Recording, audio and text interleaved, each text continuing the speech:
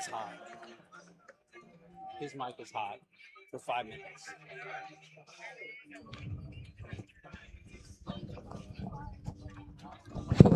You can move around. We're live. We're just not talking. But you show new cat leaving, whatever. When they're gone, you can show Lloyd coming up. Yep.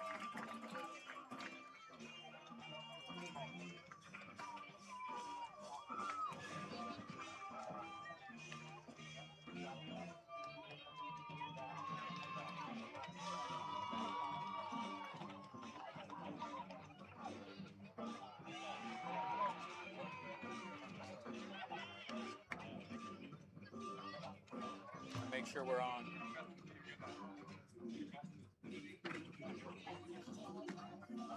We're on. Oh, yeah.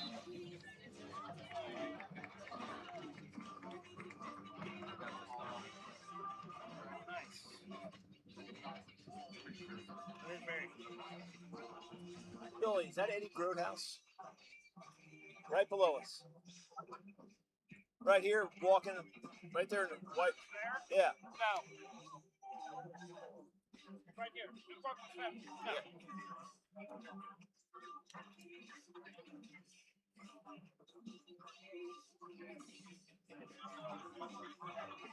Just remember, his mic's off. Gotcha.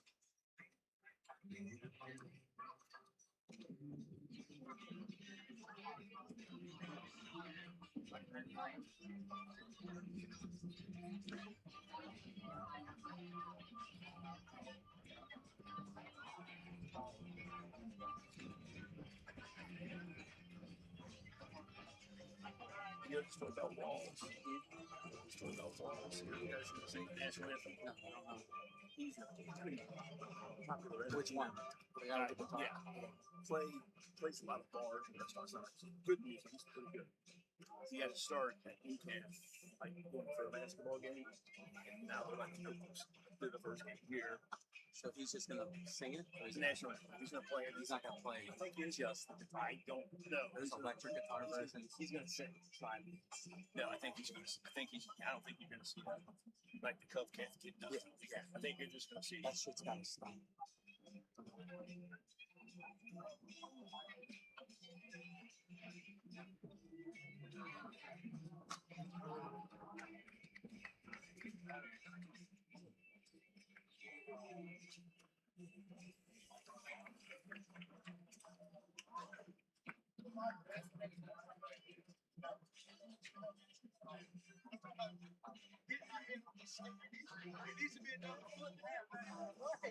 Every day. Every day I do it. Every day. What? You hit your head? Damn near. Or if it's slippery, I slide. Trust me, I'll get one. That's the best ladder I've ever seen. Oh, I know. One of our kids thought it was a good idea. Islands had the best. Take like extend the poles and like put like a VIP area over here. I said, you know how steep those steps are? I'm not taking care of a whole bunch of drunk idiots trying to walk down the steps. No one comes here drunk. It's an NCC project.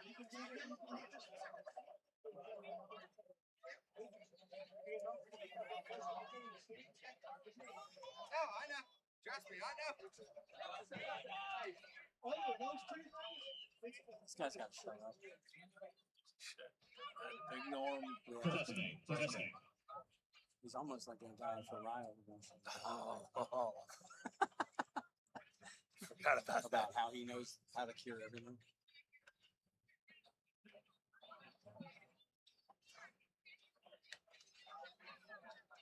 Ben Ross. That's who's telling him the story. All right. Throw that on.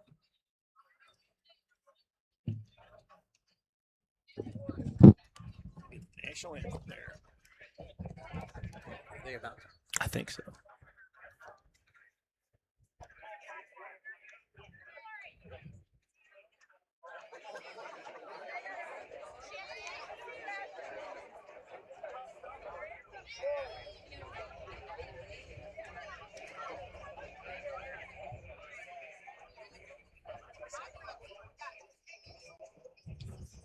Ladies and gentlemen, on behalf of the Diocese of Covington, Bishop John C. Everett and Superintendent Miss Kendra McGuire, as well as Newport Central Catholic Principal. It's nice to not be right next to a speaker. And Athletic Director Mr. Jeff Shulkins, welcome to the Shepherdini Family Athletic Complex at Robert J. Schneider Field.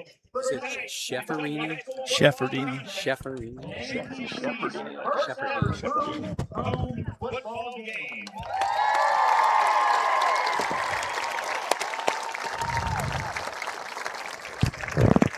Tonight's matchup features the Lloyd Juggernauts, led by head coach Kyle Niederman, and your Newport Central Thoroughbreds, led by head coach Larry Brown.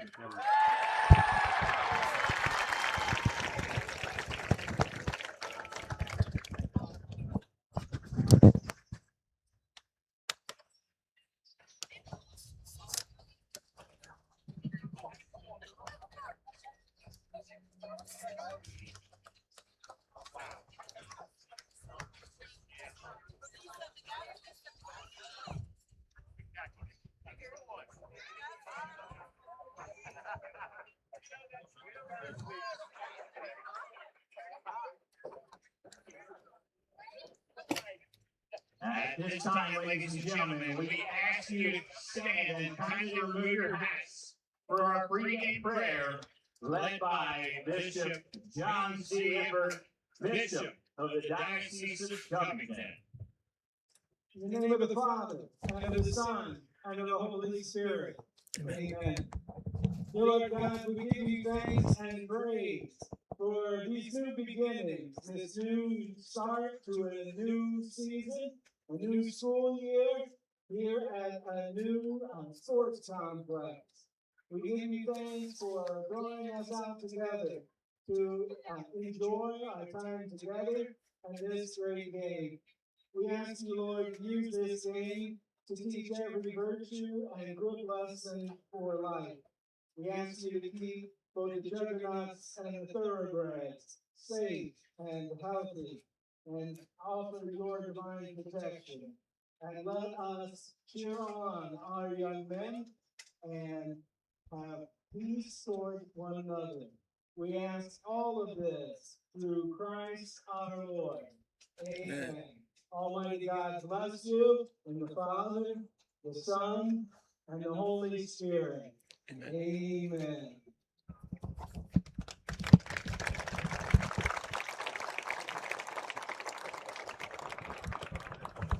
Please continue standing for the singing of our national anthem, sung by 1993 Newcap alum Mr. Ben Walls.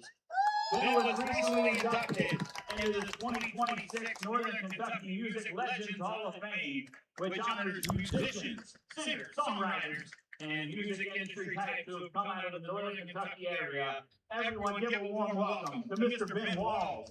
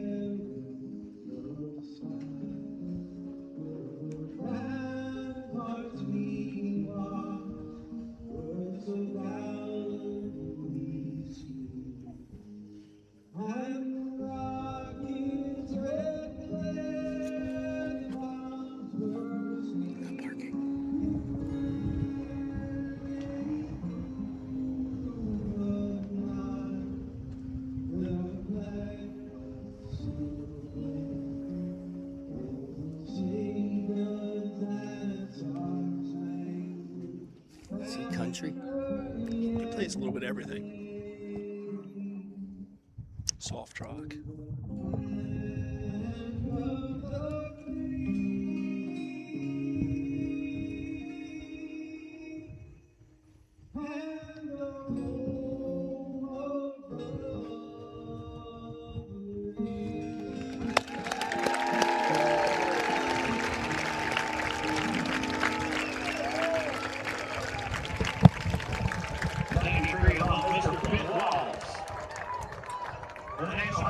Good evening, high school football fans out there in the 859 and beyond. Welcome back to 859 Sports Radio, as we are so excited to be here live on the Hill for the inaugural varsity game here on the Robert J. Schneider Field in the Sheffardini Sports Complex.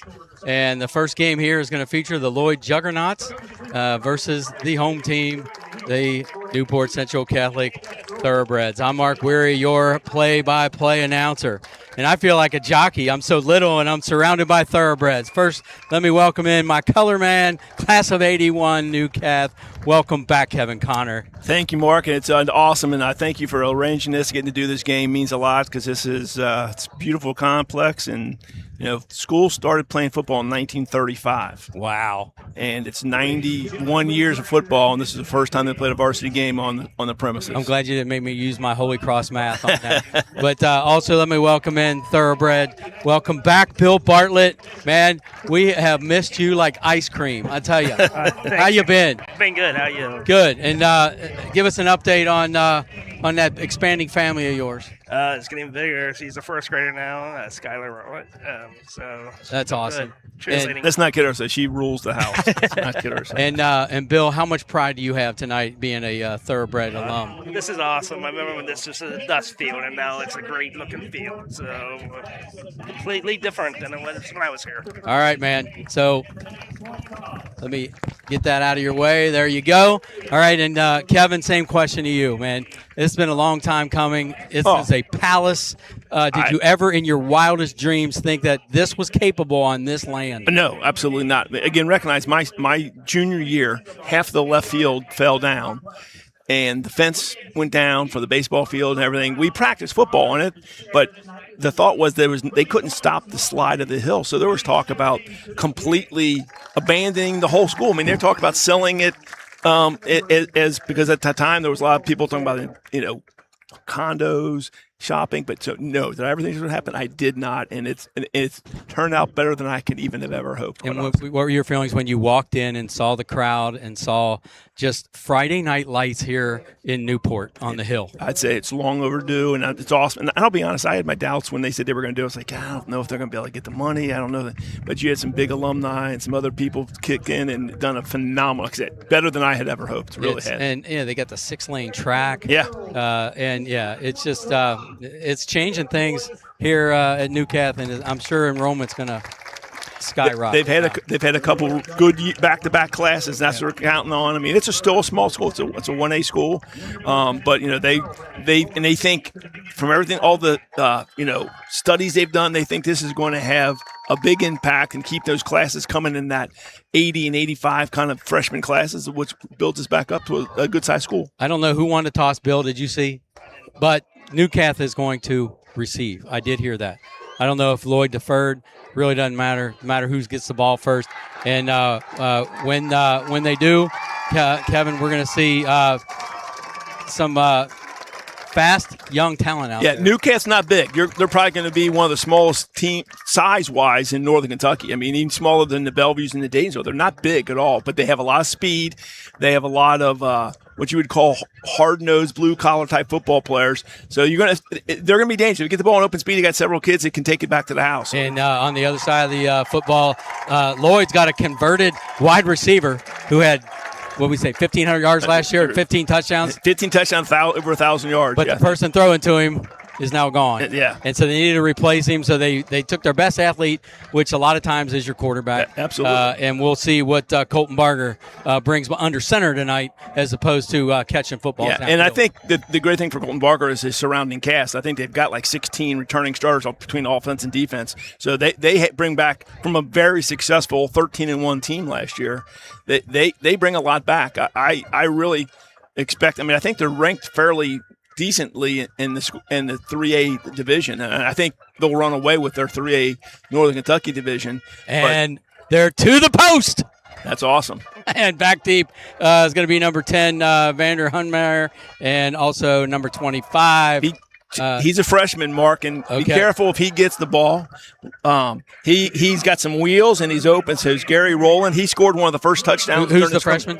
Gary Rowland, number 25. 25. Okay. So And not that Undermeyer can't do it, but he's expected to. kicking for Lloyd. Looks like it's number 51. 31. 51.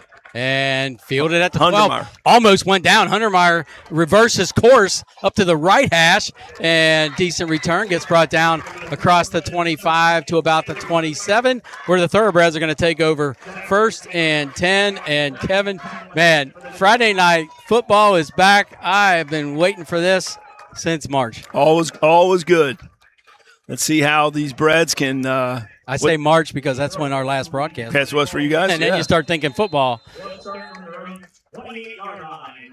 Parker Hurt. So Parker Hurt going to come out of the huddle. Got their back to everybody. Instead of a huddle, it looked like 2 lines.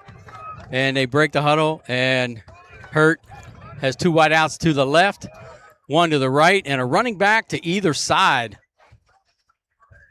in the shotgun and waiting on the snap. Taking their time, and handoff over left tackle, and cannot get away. Gets about a yard. They started at the 28, not the 27. He gets to the 29. 2nd and 9.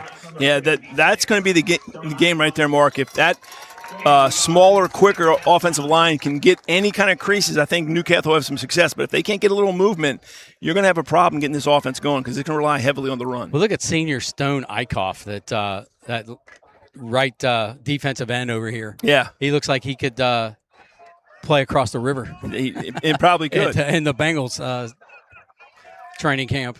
All right, here we go. Hurt under center or in the shotgun. And, man, they were keeping them linemen in that squat for a long time. Jet sweep over left side, breaks a tackle, gets across the 30, and gets lit up at the 34-yard line. Gained about 4.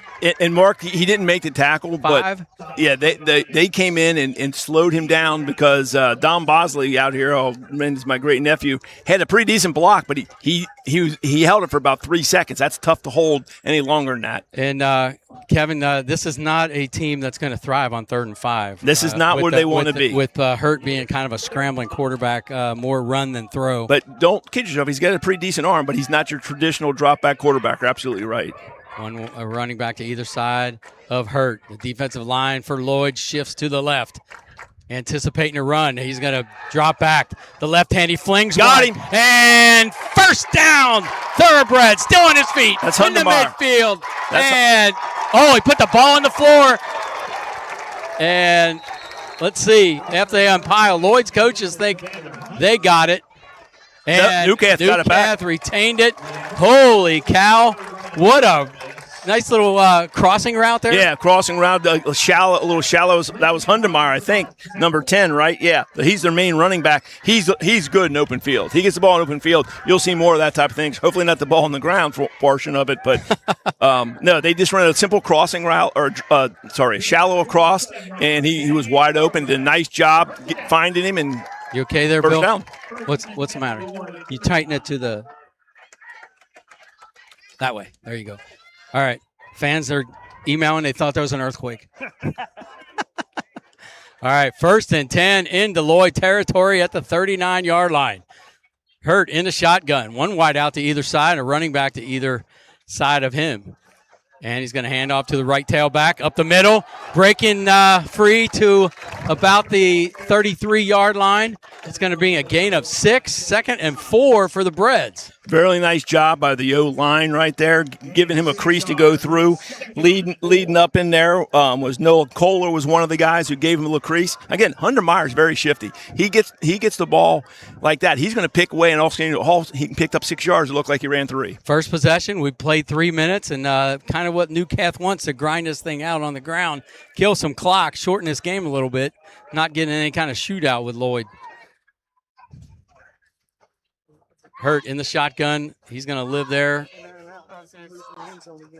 And this time to the left tailback. Hundermeyer gets just short of the first down. 30, so third down and 1, and clearly 4-down territory. This is what they, to your point, Mark, before. This is the kind of, they want to do it 3, 4, 5 yard so they can get those 3rd and 3s, 3rd and 2s, in this case 3rd and 1 situations. You're right, and it's a 2 it's a 2-down situation here, almost for sure. 3rd and 1 at the Lloyd 30.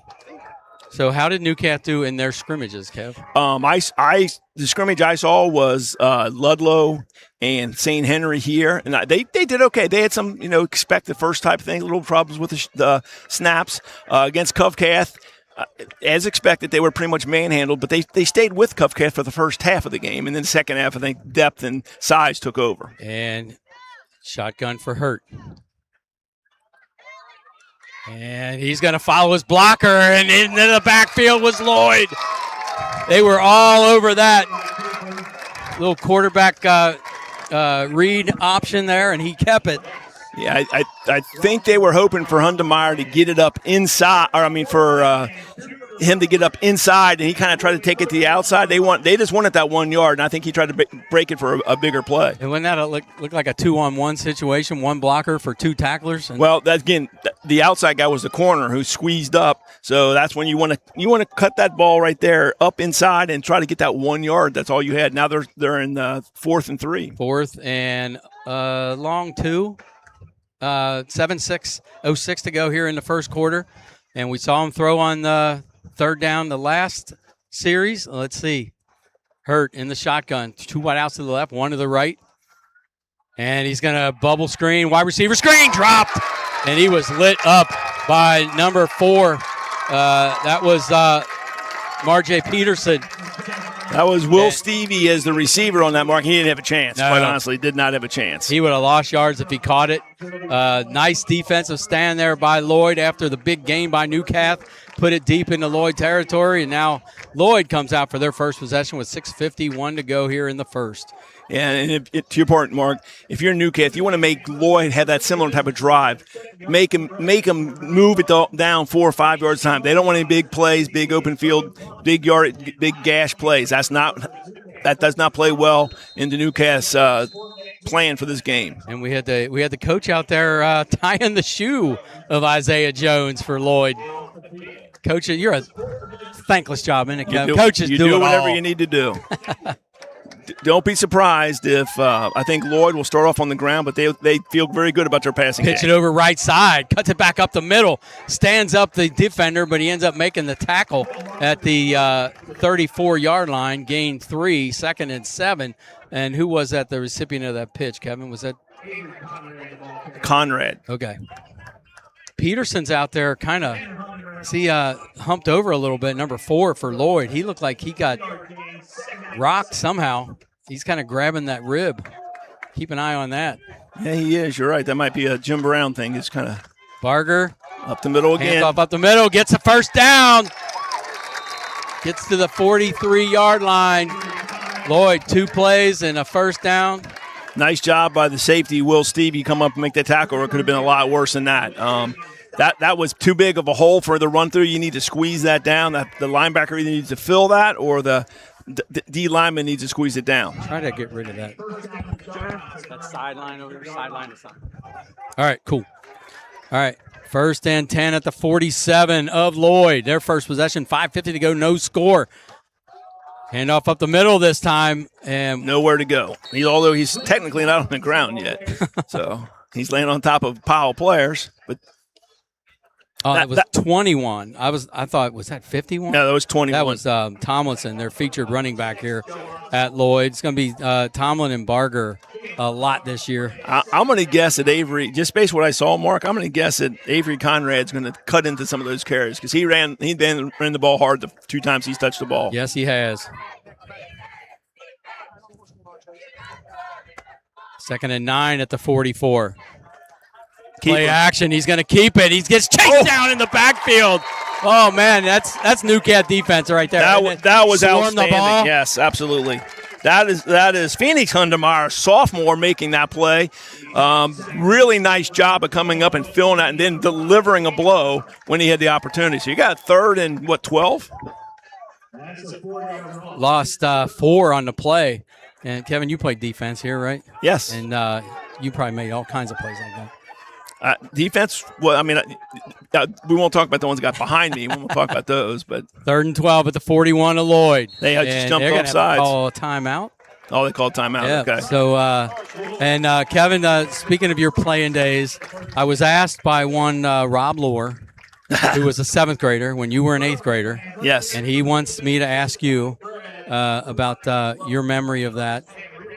There was some game. Red Devils versus St. Joe's. Okay, we need you for Rob's sake. We need you to give us a little rundown on that. Yeah, so the I played for the Red Devils and had played forever. The St. Joe's are starting kind of were the upstart team, and we had beaten them, I don't know, 3-4 years in a row, and they had the Kieran boys, they had Marty Kelly, they had Buck. I don't know what Buck played, Buck Lohr, and they beat us. They beat us pretty good, like 18-0. It was pretty bad. So I assumed he was on your team. He was on the other team. He was on St. Joe's. That's why he cares about it. Of course, that's why he brought it up. If I knew that, I wouldn't have asked you.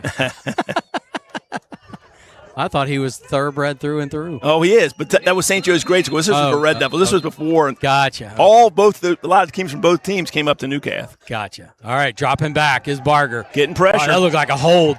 They didn't call it. And Chase out of the pocket, still on his feet, but gets swarmed at the 45 and brought down well short of the first. So both defensive have held, forcing punts here on the first possession. 4:15 to go.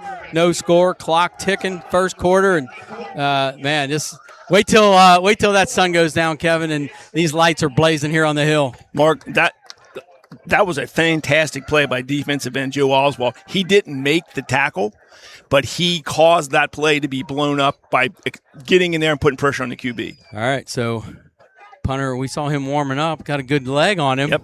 And nice end over end, and fielded at the 23-yard line, breaks a tackle, and there's a I don't know if they're that's going to call illegal hold. block or a They're hold. going to call it a legal block or Okay. hold, yeah. So that's going to push Newcath back. It's a shame because if they would have just had the ball right there, that'd be great field position. But now with that penalty, it's going to put them back. So Kevin, I know the official name is Robert J. Schneider, but it's Bob Schneider. Oh yeah, it was Coach Schneider forever. Yeah.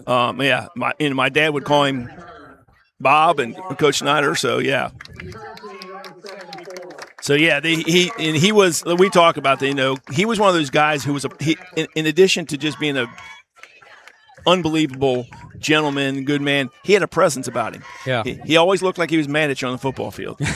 You could be up by 25 or down by 25. Same look. And Coach Terry Brown taking over the program here from Coach Lickert, and he's bringing a lot of that Bob Schneider feel and tradition back, isn't he? Well, we brought back a lot of his coaching staff is all from Newcath. He brought back Tim O'Hara, was one of the storied quarterbacks in the program. He brought Dan Wagner, who used to be a head coach here. Back here, he has a lot of people. Ken Morgan. He brought Ken Morgan, who's not a Newcath alum, but Yep. a Northern Kentucky legend in football coaching circles. So here we are back with Hurt in the shotgun. One wide out deep on each side. And one hand receiving of that snap, trying to get around the corner, gets to the 25. Oh, late flag. Coming back. Late flag. And at that point, Kevin, if that's a hold, that isn't even necessary. He was past him, wasn't he? Well, that's what I'm saying. If they were going to call it, they should have called it sooner. Yep. That's always one of my complaints about officials. Not the play they call, but when they call it. And in that case, I think he called it way too late. If you wanted to call it right away, I'd say, okay. Well, that changes everything. Sure does. It would have been second and short. Instead, it's first and really long. And Mark, is that a spot foul? Taking it back. Nope, 10 yards. Taking it back to the 12. What determines if it's a spot foul? Because if that was a hold in the backfield. But that was almost right at the line of scrimmage. So that one would almost be hard to tell. But, yeah, that's – in Newcath, I know that's not their strength, they're throwing the ball, but right now Lloyd's got 9 guys in the box. They are saying – they're basically covering the wide receivers. They got their safety 7 yards off the ball. So here they split out a little bit. At least makes them go 8 in the box. But they're telling Newcath, throw if you can. First and 22. Scoreboard's not right yet, so don't pay attention to that. And handoff over right tackle and lunges to the 15-yard line. Gains 3. That's Van Hundemeyer. He's their bell carrier. He's going to be that guy getting most of the carries. And as you've seen, in open field, he's effective. But he also does a nice job of being real shifty inside the tackles, just picking up a few yards where there really wasn't a lot of running room. Yep. It's the first game for the scoreboard guys, too. So that's right. It's he gained 3, right? Yeah. Second and 17. Ball's on the 15. They got to get to the 30, 3-yard line for a first. So that's 2nd and 18. Hurt in the shotgun. Hunter Meyer to his right, and who's to his left? Is that number 3? That's Dukes. And he's going to keep it. And can't get away. Gets to the line of scrimmage. 3rd and long. Lloyd defense certainly bowing its back here. Yeah. I don't have 27 on the roster, so I can't tell you who that is, Mark.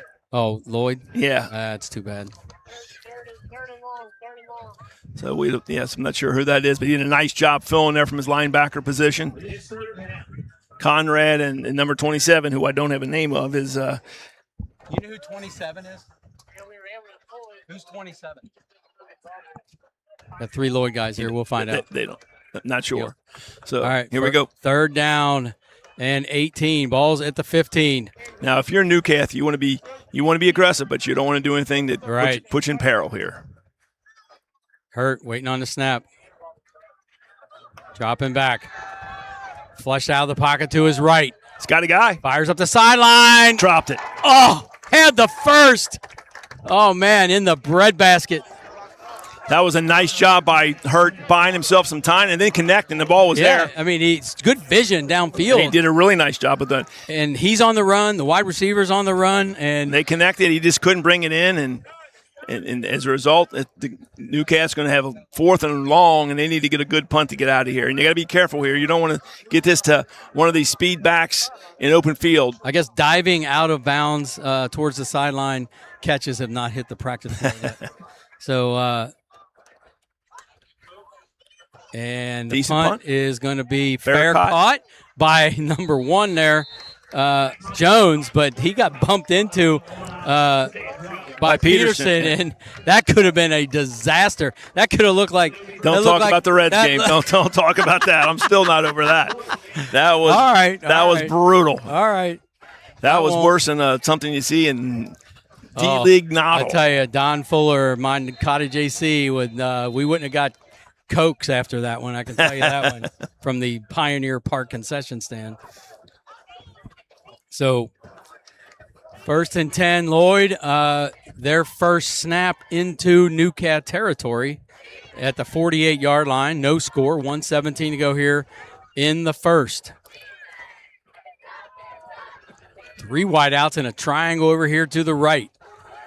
Barger looking across the middle. Got time to throw this time. And flicks it out to the Peterson at the 48-yard line. And he dropped the ball. He was down at the 41. He was down, is right. And if you're watching on YouTube at home, you can rewind that yourself.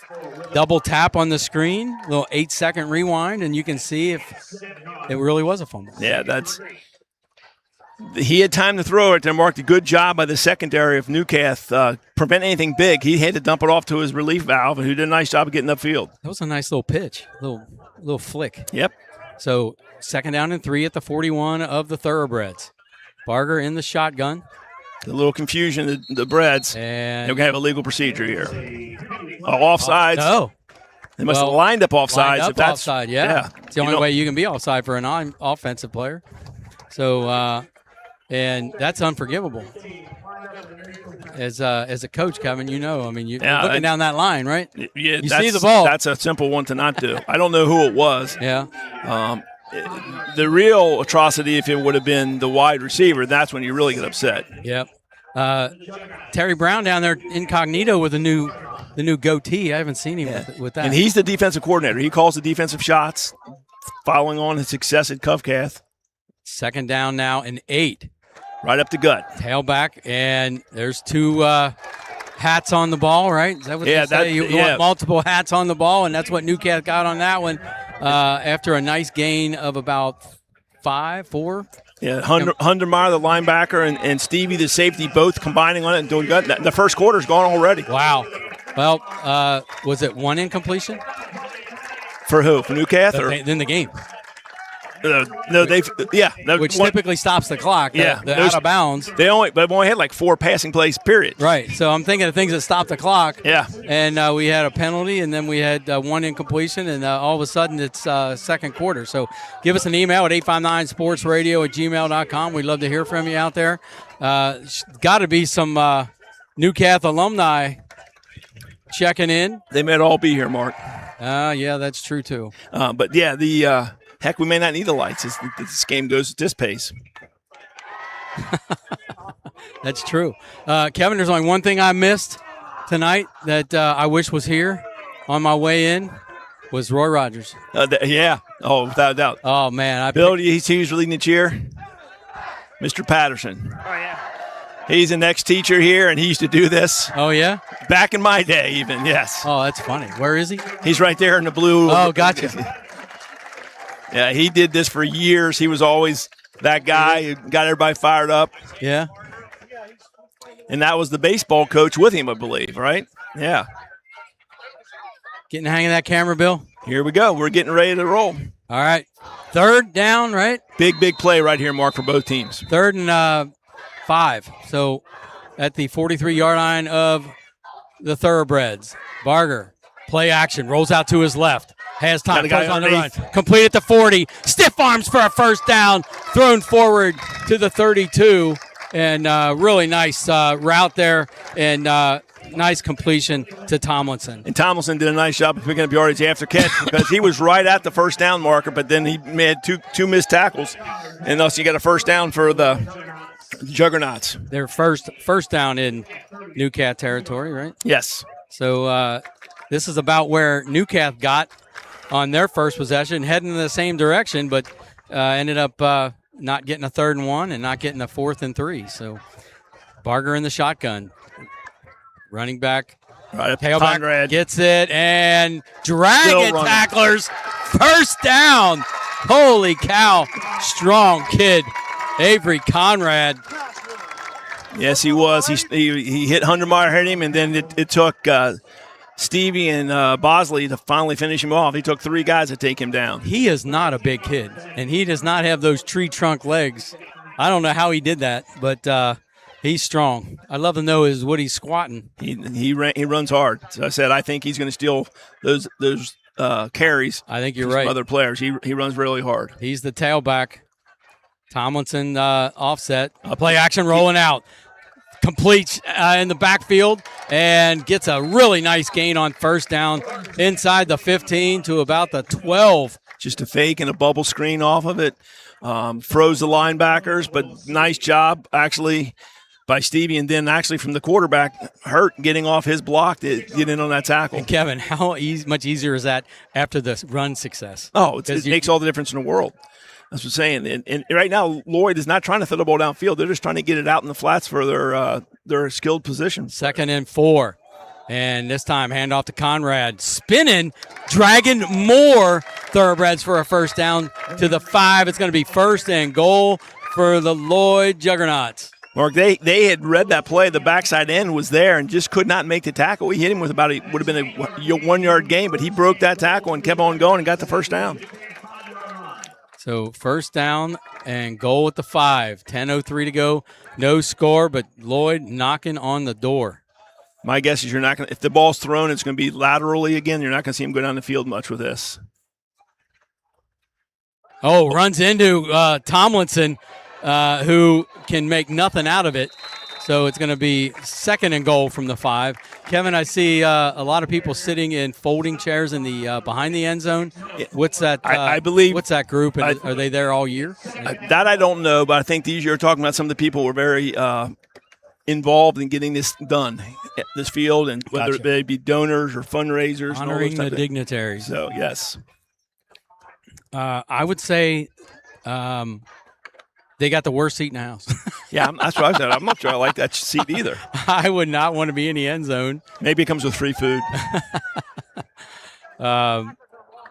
Barger is going to keep it on the play action and walks into the end zone for the first score on this field. Trivia 25 years from now. Colton Barger with the first touchdown. And 6-0. They're going for 2. They are going for 2. At least that's what Coach Prosser looked like. No, here comes the T. I'm sorry. I thought he was going and said 2. Coach Prosser is the offensive coordinator. Gotcha. For Lloyd. And has been there for a few years since he left Dixie. 4 years maybe? Yeah. 3 at least. And they're up, and that was a booming kick right down Broadway. 7-0. We have a flag on the field, though. See what it is. Okay. Might have been hitting the center. They might have called Newcastle for hitting the center. If that's the case, and it takes you to the 1 yard line, they have a choice. They can go to the 1.5. Okay. Or they can assess it on the since the kick was already off. They can assess it on the kickoff too. Okay. I believe. And we'll see what they decide. Looks like they're not going to run any more players out there for offense. Oh, offense. Okay. That's a big one. Now that changes things. He's going to need that boot. Yeah. To get this. That changes things. So 9:04 to go here in the second quarter. And this makes it, I mean, he had the leg on the extra point. He absolutely did. To make this. And could come down, and if it comes down to a field goal, we get a little idea of his range based on this 30-yard attempt. And that's Gomes. Kick is up. And it's long enough. And it is good again. Had quite a bit more to go. He could probably kick a 35-yarder. That'd be right at his range, I think, depending on that. Yeah. You know what? When we talk Mark, the field's awesome, but because it sits up like this, when there's windy days, and it's starting to pick up a little here, I think wind's going to be a big factor on this field. Oh, yeah. The hill. Typically winds on the hills, yeah. Yes, they do. So, Bill, is there any way you could swing that camera around all the way without breaking anything to show people, not his legs, but the parking lot? Yeah, right down below. And to show just how many cars there are very far away from this field. Getting ready for the kick. We need to spin Bill. that baby around. All right. Making the pressure on you, Bill. Oh, he's a veteran. Yeah, right. There you go. Here we go. See? Look, right on time. Short kick. And have to come up to the 16-yard line. Heading up the left hash. There he goes. And, oh, man. I think if he had gotten past that tackler, I think Peterson was there. But still, that was a nice return. Nice return. That's Rowland. That's the freshman. What number was that? Oh, number 25. Gary Rowland, yeah. His father here is the SRO, the police officer for the school. Let me kick that out a little bigger. There you go. Now we're level. Very nice starting position. The Breds need to answer. They don't necessarily have to come down and score, but they've got to get a drive. They've got to get something consistently, move the ball down the field. They had that really big penalty on first down last time from the 22. So don't shoot yourself in the foot. You got really good field position after that short kick. Hurt in the shotgun. 2 wide outs to the right, 1 to the left, and hands off to the tailback on the left. 4 Juggernauts there on the tackle. They're sending the house every time, Mark. They got 4 linebackers. 3 of the 4 linebackers were blitzing on that play because they were so convinced that was going to be a run. Well, with the legs of Hurt, Kevin, wouldn't you see more run option?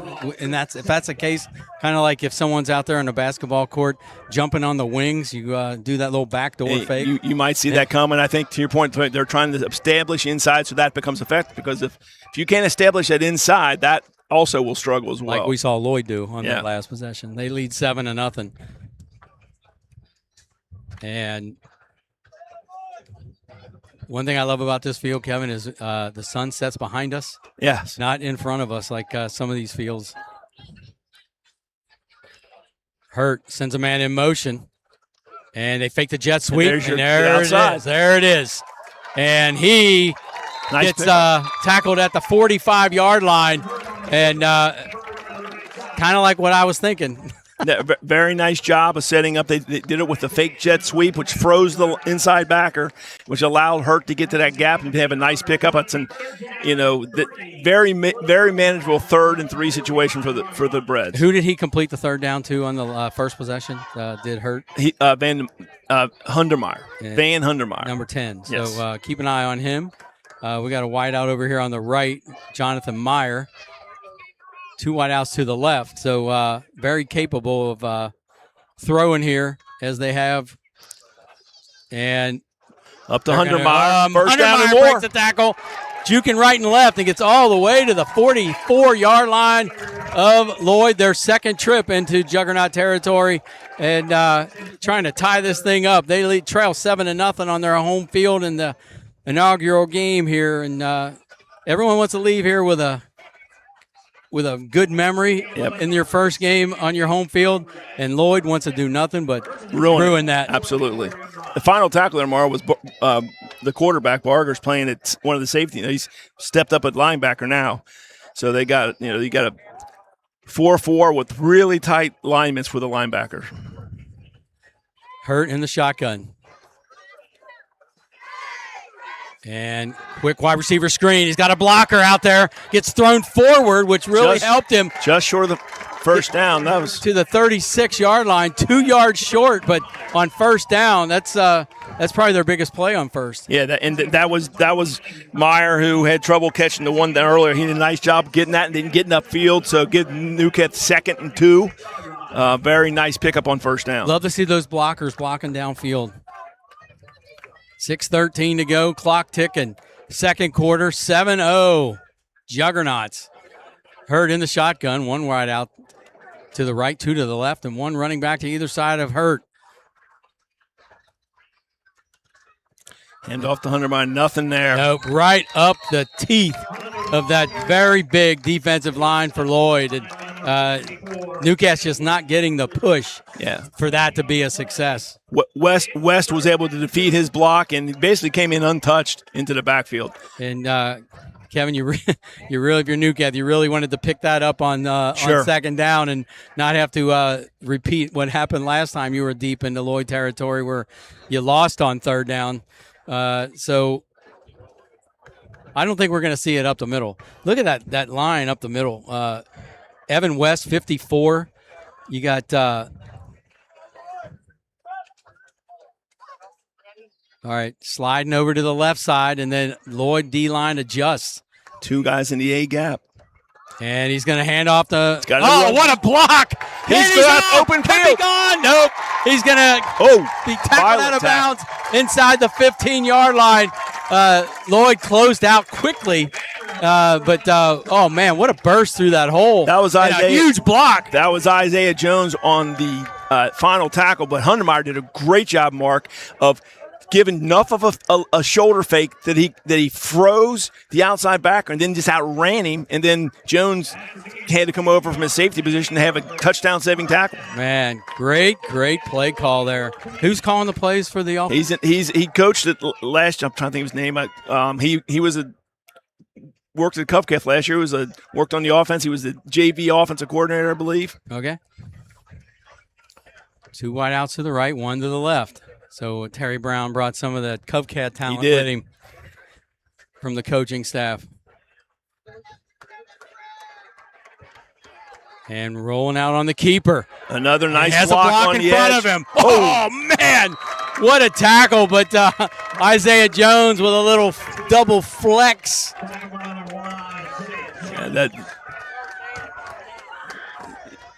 I can tell you, I can tell you this right now, that this is not the NFL. This is not NCAA. The Stripes don't love that type of after activity. Yeah. That could cost you either right then and there, or it will cost you eventually. That was probably as far as you could push it. I agree.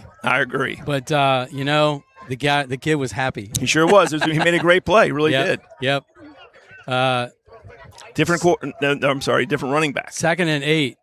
Hurt took the punch from Lloyd. He's back out there. And handoff over right side. Nothing. To the 14-yard line. That inside, they're just eating up Newcastle offensive line right now. They're just able to get through, and they're, like you said, Mark, they're just big and strong, and they're not necessarily the tallest defensive line you ever see, but they're thick. Aiden Dole, they all look like linebackers. They do. They look like college linebackers, but they look like linebackers, not D linemen. I mean, they're big kids. And Aiden Dolan out there on that line. I see him on that right side. He's a senior. Huge play. I think they're going to call Evan timeout. West. I think Newcastle's going to call timeout and decide what, because this is a big play. Yeah, there's a 59 out there, and we don't have it. Yeah, there's a couple numbers we don't have. Yeah. For Lloyd, and they that's Brandon Carter. 59? Yep. That's what I got right there, 59. Okay. Yours is more recent than mine. Oh, I'm sorry. No, it's all right. I probably printed mine off a little early. 2:40 to go, and you can see the shadows getting long here. Going into that sun. Could be tough on Quarterbacks. Yeah, quarterback looking for wide receivers. So 2:20 to go. And off to Undermeyer. Oh, man. Shed the block and come up. That looked like the Oklahoma drill. It did. Oh, man. All right, let's put. We don't have number 9 there. Let's put that here. Oh, sure. And we'll share it. Put it right there and see there if it you stays go. under there. And we don't have a 9, right? We don't have a 9 on our thing. Okay. They announced it here, so they must have had. They're going to try to kick a field goal to get on the board here. All right. What a tackle. Kicking for the Breds is going to be Max Meyer. He's a senior. I'm going to think this is right at his range right here. I'd say 35 is his range, and this is going to be at the 32. 33. They're going to take their time again. I think 30. They're going to wait, and they're going to call timeout because they're going to take everything off of the clock for Lloyd. Oh, no. Oh, they kicked it. And got it. Oh, man, if they painted the goalpost, it might not have made it. I'm not sure if that was legit or if that was a deke. If it was, that was a great deke because Lloyd never moved. They're looking at Covcast head coach looking like he was saying stop, stop, stop, and they snapped the ball and kick it, and Lloyd did not move. Not Covcast. Did I say Covcast? Sorry, Newcath. Hey, and I haven't said Covcast iRadio at gmail.com. This is my home school, so that's bad. But well, but there are Covcast former coaches on that coach. Yeah, they might have to take the paint off that football because that didn't make it by a ton. Oh man, 7-3. So the kicker's number was 23. That's Max Meyer. Max Meyer, first points on this field, varsity Max Meyer. And I always have to remind everybody who got the first touchdown pass at Dixie. They got too many people on the field here if you're Newcath. Kevin, the last new field they've got too many. Who does? Nope, they don't. They moved him off. Okay, they moved the guy off. Anyway, it was John Weir. I know it was John. It was a JV game at Dixie. Labor Day weekend, and JV played before the varsity. And here he is kicking off and squibs it.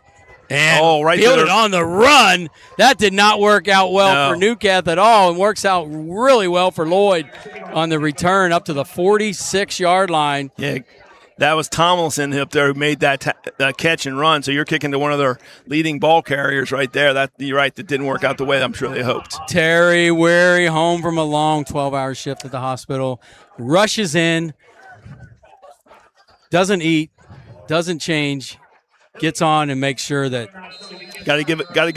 I am where I said I was. There you go. Got to give a little love to my great nephew Don Bosley making the tackle on that play. Oh, nice. And love to the Connor and Bartlett family who are here tonight. Oh, yeah. The boss of the Bartlett house, Skylar's here, and the vice president.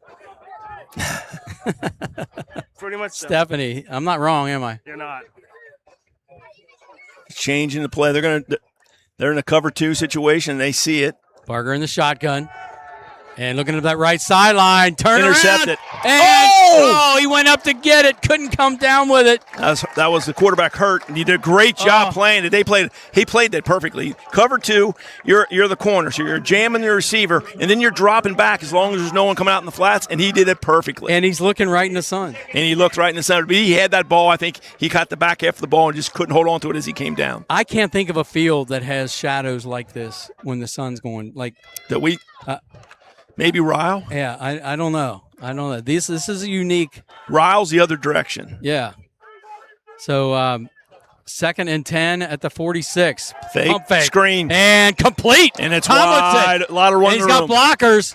But great job on that tackle by Hurt. Saved yards, but he got the first down. Oh, my goodness. But Hurt, if he doesn't make that tackle, he's taking it to the house. That was an incredibly good play by the cornerback/quarterback. Well, He wanted to pick himself up a little bit after dropping that interception. You know he's going to be thinking about that for a while. But Yeah, that was.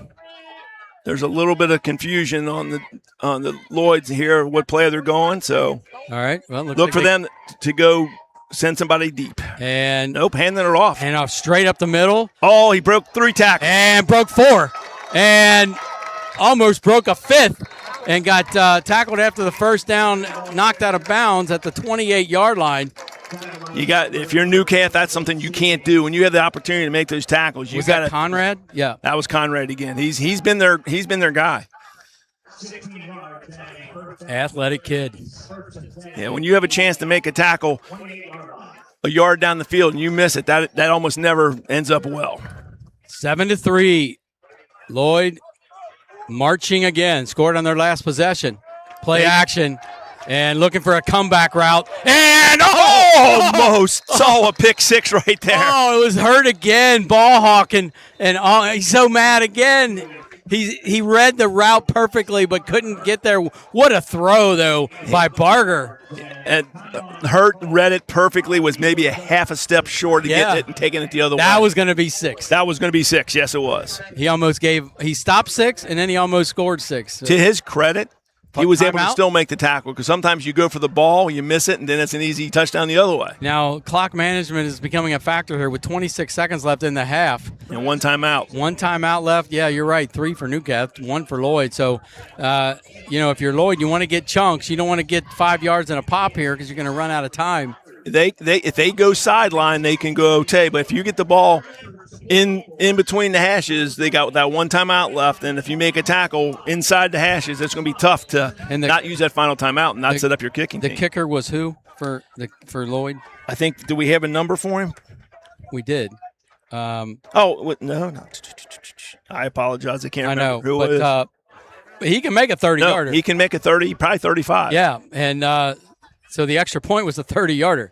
Look and see if they're going to isolate up top on Hurt and go one-on-one. That's what they might be trying. And they're going to roll out left. And it's going to come back as the wide receiver up top went early. Oh, boy, that's a killer. He went early. Now, you put 2 sequence back on the clock, right? Yeah. That was should be false start. Yep. The clock shows 24. It should be 26.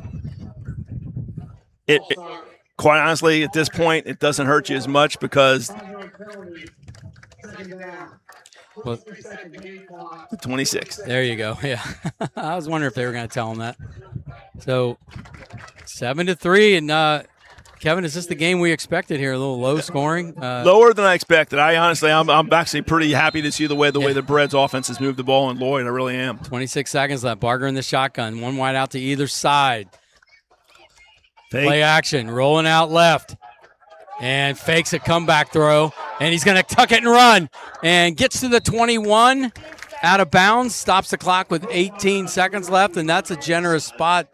Let's see where this guy on this sideline spots it. They're taking He got it right. The guy on the other side hit it at the 20. So ball's at the 21-yard line. It's going to bring up smart play, Mark. Third and three by Barger, knowing that he had to get out of bounds and he turned it on. Probably gave up a 6 or 7 yards he could have gotten by getting out and stopping the clock. Kevin, every one of those linemen for Lloyd are going both ways. But I think you have the same situation on the other side of the ball as well. So Tomlinson under center. Sends a man in motion, and he's going to fake the handoff to him. And he's going to set up and throw a strike. Complete. Inbounds on top of it. Well, it's going to stop the clock to move the chains. They're going to call timeout, though. Yeah, by the time they move the chains, you can't even get your huddle going. So. Right. So you can't. You got probably one play, maybe two. I would think one. Two. We got to kick it. I think you got two. Well, if you're going to kick it, yeah. Yes. You got one play, and then if you don't get the touchdown, you're kicking. You're right. So 9 seconds left, 7-3. Lloyd and Kevin, if Lloyd settles with a field goal, and that kicker, I'm sorry that if I see his name, if I read his name, I might. I got an assist here, Mark, from my old coach. Yeah, one of the best to ever do it. Okay. He called, tell me it's Ryan Studer, who's the offensive coordinator for Newcastle. Okay, so somebody's listening. That's yeah. My wife and your old coach. Who would have thought? Potentially 2 field goals and a 30-yard extra point would be Yeah, a lot of the story in his first half. Yes, it is. So this, Mark, they've been setting a lot of wheel route situations up with trying to get a guy on. He rolls one way and have the get back out. We'll see if they try that on here because they keep looking backside every time he rolls out. Exactly. So Barger under center and fakes the handoff, rolls out to his left. He's going to run for it. And he's not going to get it. And that's going to that's going to that's stop the half. Or end the half. And that's great news if you're Newcastle. Oh, man. And very critical. Kevin, I think that's got to be a run. That's got to be a throw. It's got to be a pass play. I'm hearing the assistant coach over here before the play was called telling him, if it's not there, throw it away. And he did not do that. He tried to. That's a rookie starter kind of mistake. Yep. But Newcastle's going to go in there and feel pretty good. Yep. Other than they're going to have to kick the ball to Lloyd to start the second half. Well, if you think Newcastle had gotten it down to was it the 20 or 30? 30. They right at the 30. The first possession. Yeah. So you figure, they potentially left points on the field. Lloyd leaves a few right there, but hence the 7-3 score. So. Yeah. So again, if you're Newcastle, I'll be honest. I think coming into this game 3 weeks ago, I would have guessed that probably his point spread would have been 3, maybe even 24 points of difference between these schools. Right now, Newcastle is playing and Lloyd has played pretty well, pretty mistake free. If either team can continue that mistake free football, that we're going to have a game into the fourth quarter. Yeah. Oh yeah. This is fun. And we wanted a good game here on the first game on Bob Schneider Field, and man, they turned out tonight, didn't they? The fans. I mean, it's a good crowd. And Kevin, was it just like almost like a big reunion? Oh, it is. Now, for me, seeing all these guys I don't get to see very often, it was fantastic. It really is. And a lot of those folks, I coached with 4 or 5 of them. I went to school with another 5 or 6 of them, including Buck Lohr. He was a year younger than me. Yep. But Buck? Nickname's Buck? We did. He probably doesn't like that nickname, so I'll say it again since he told my story. He brought that. So we called him. He was our first baseman my senior year in baseball, and we used to call him Buck Rogers, the space cadet. All right, Kev. So let's go back a little Newcastle history and a little F859 history. First of all, I want to start out by thanking Ken Morgan for providing our hotspot tonight and this season from Cricket Wireless. If you need anything remote or wireless needs, your mobile needs, Cricket Wireless on Dixie Highway. I think it's 6500 Dixie Highway, and I think it's considered Florence. It's like Erlanger, Florence, Ellesmere, Florence. You go through 3 cities in about a minute. Oh, yeah. And all your mobile needs, all your accessories. We got a hotspot that he provides for our internet. You can get Fire Sticks, right? Yep. And Ken's been our sponsor.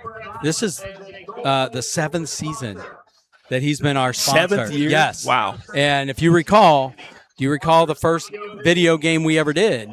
Someone put on Facebook, we need to we need someone to do a video. One game, Beechwood Newcastle. Remember that? Yes. And they said, we'll get with Ken Morgan. And I said, we'll do it, but we need internet. Well, Mark, I was just thinking today how long you and I have been doing this. It was 2009 for me. I know you.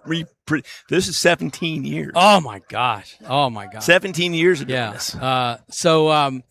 So anyway, so Ken says, I give it back to him. He says, no, keep it. I'll be your sponsor, and you just talk about us on the air.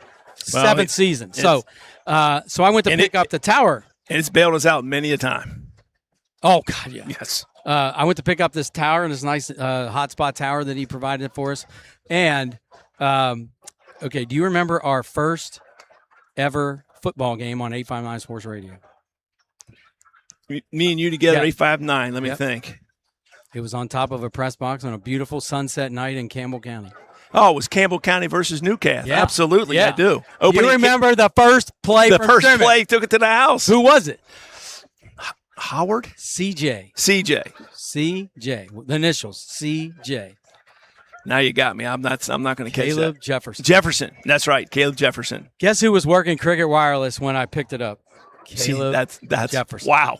And I said, man, you're in 859 that's crazy. history first game, first play. Yeah. 70-yard go route. Yeah, I remember the play well. Yeah, and he was the guy that, because he's been there before. He's been working for Ken for a long time, and I'm like, Caleb. I think he grew up playing for Ken at the Red Devils, and then came down here, and now he works for him. So that was a great way to tap off the story. What a tie-in. That's crazy. Yes. So Kevin, this is Newcastle night. Fortunately for Lloyd, they're winning. Unfortunately for Lloyd fans, this is the first night on this historic field.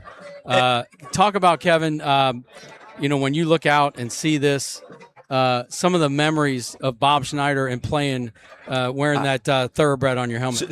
Was it a horseshoe, or what was on your helmet? We've had horseshoes, we've had helmets, we've had horse heads, we've had horseshoes, we've had all the above. What else, Bill? The breads. We had breads across it. Yeah, we've had a lot of the. Oh, yeah. My first memory of Coach Schneider's my freshman year, and it was a hot one. It was, this is back before things have changed, and they know more now about hydration and heat index. I'm guessing it's 95, 96 out here, and as Bill mentioned, by that time, Newcastle Field it looked green from a distance, but when you got on it, there wasn't any grass, and there was dust coming up. Did they paint it like the Cleveland Browns? They should have.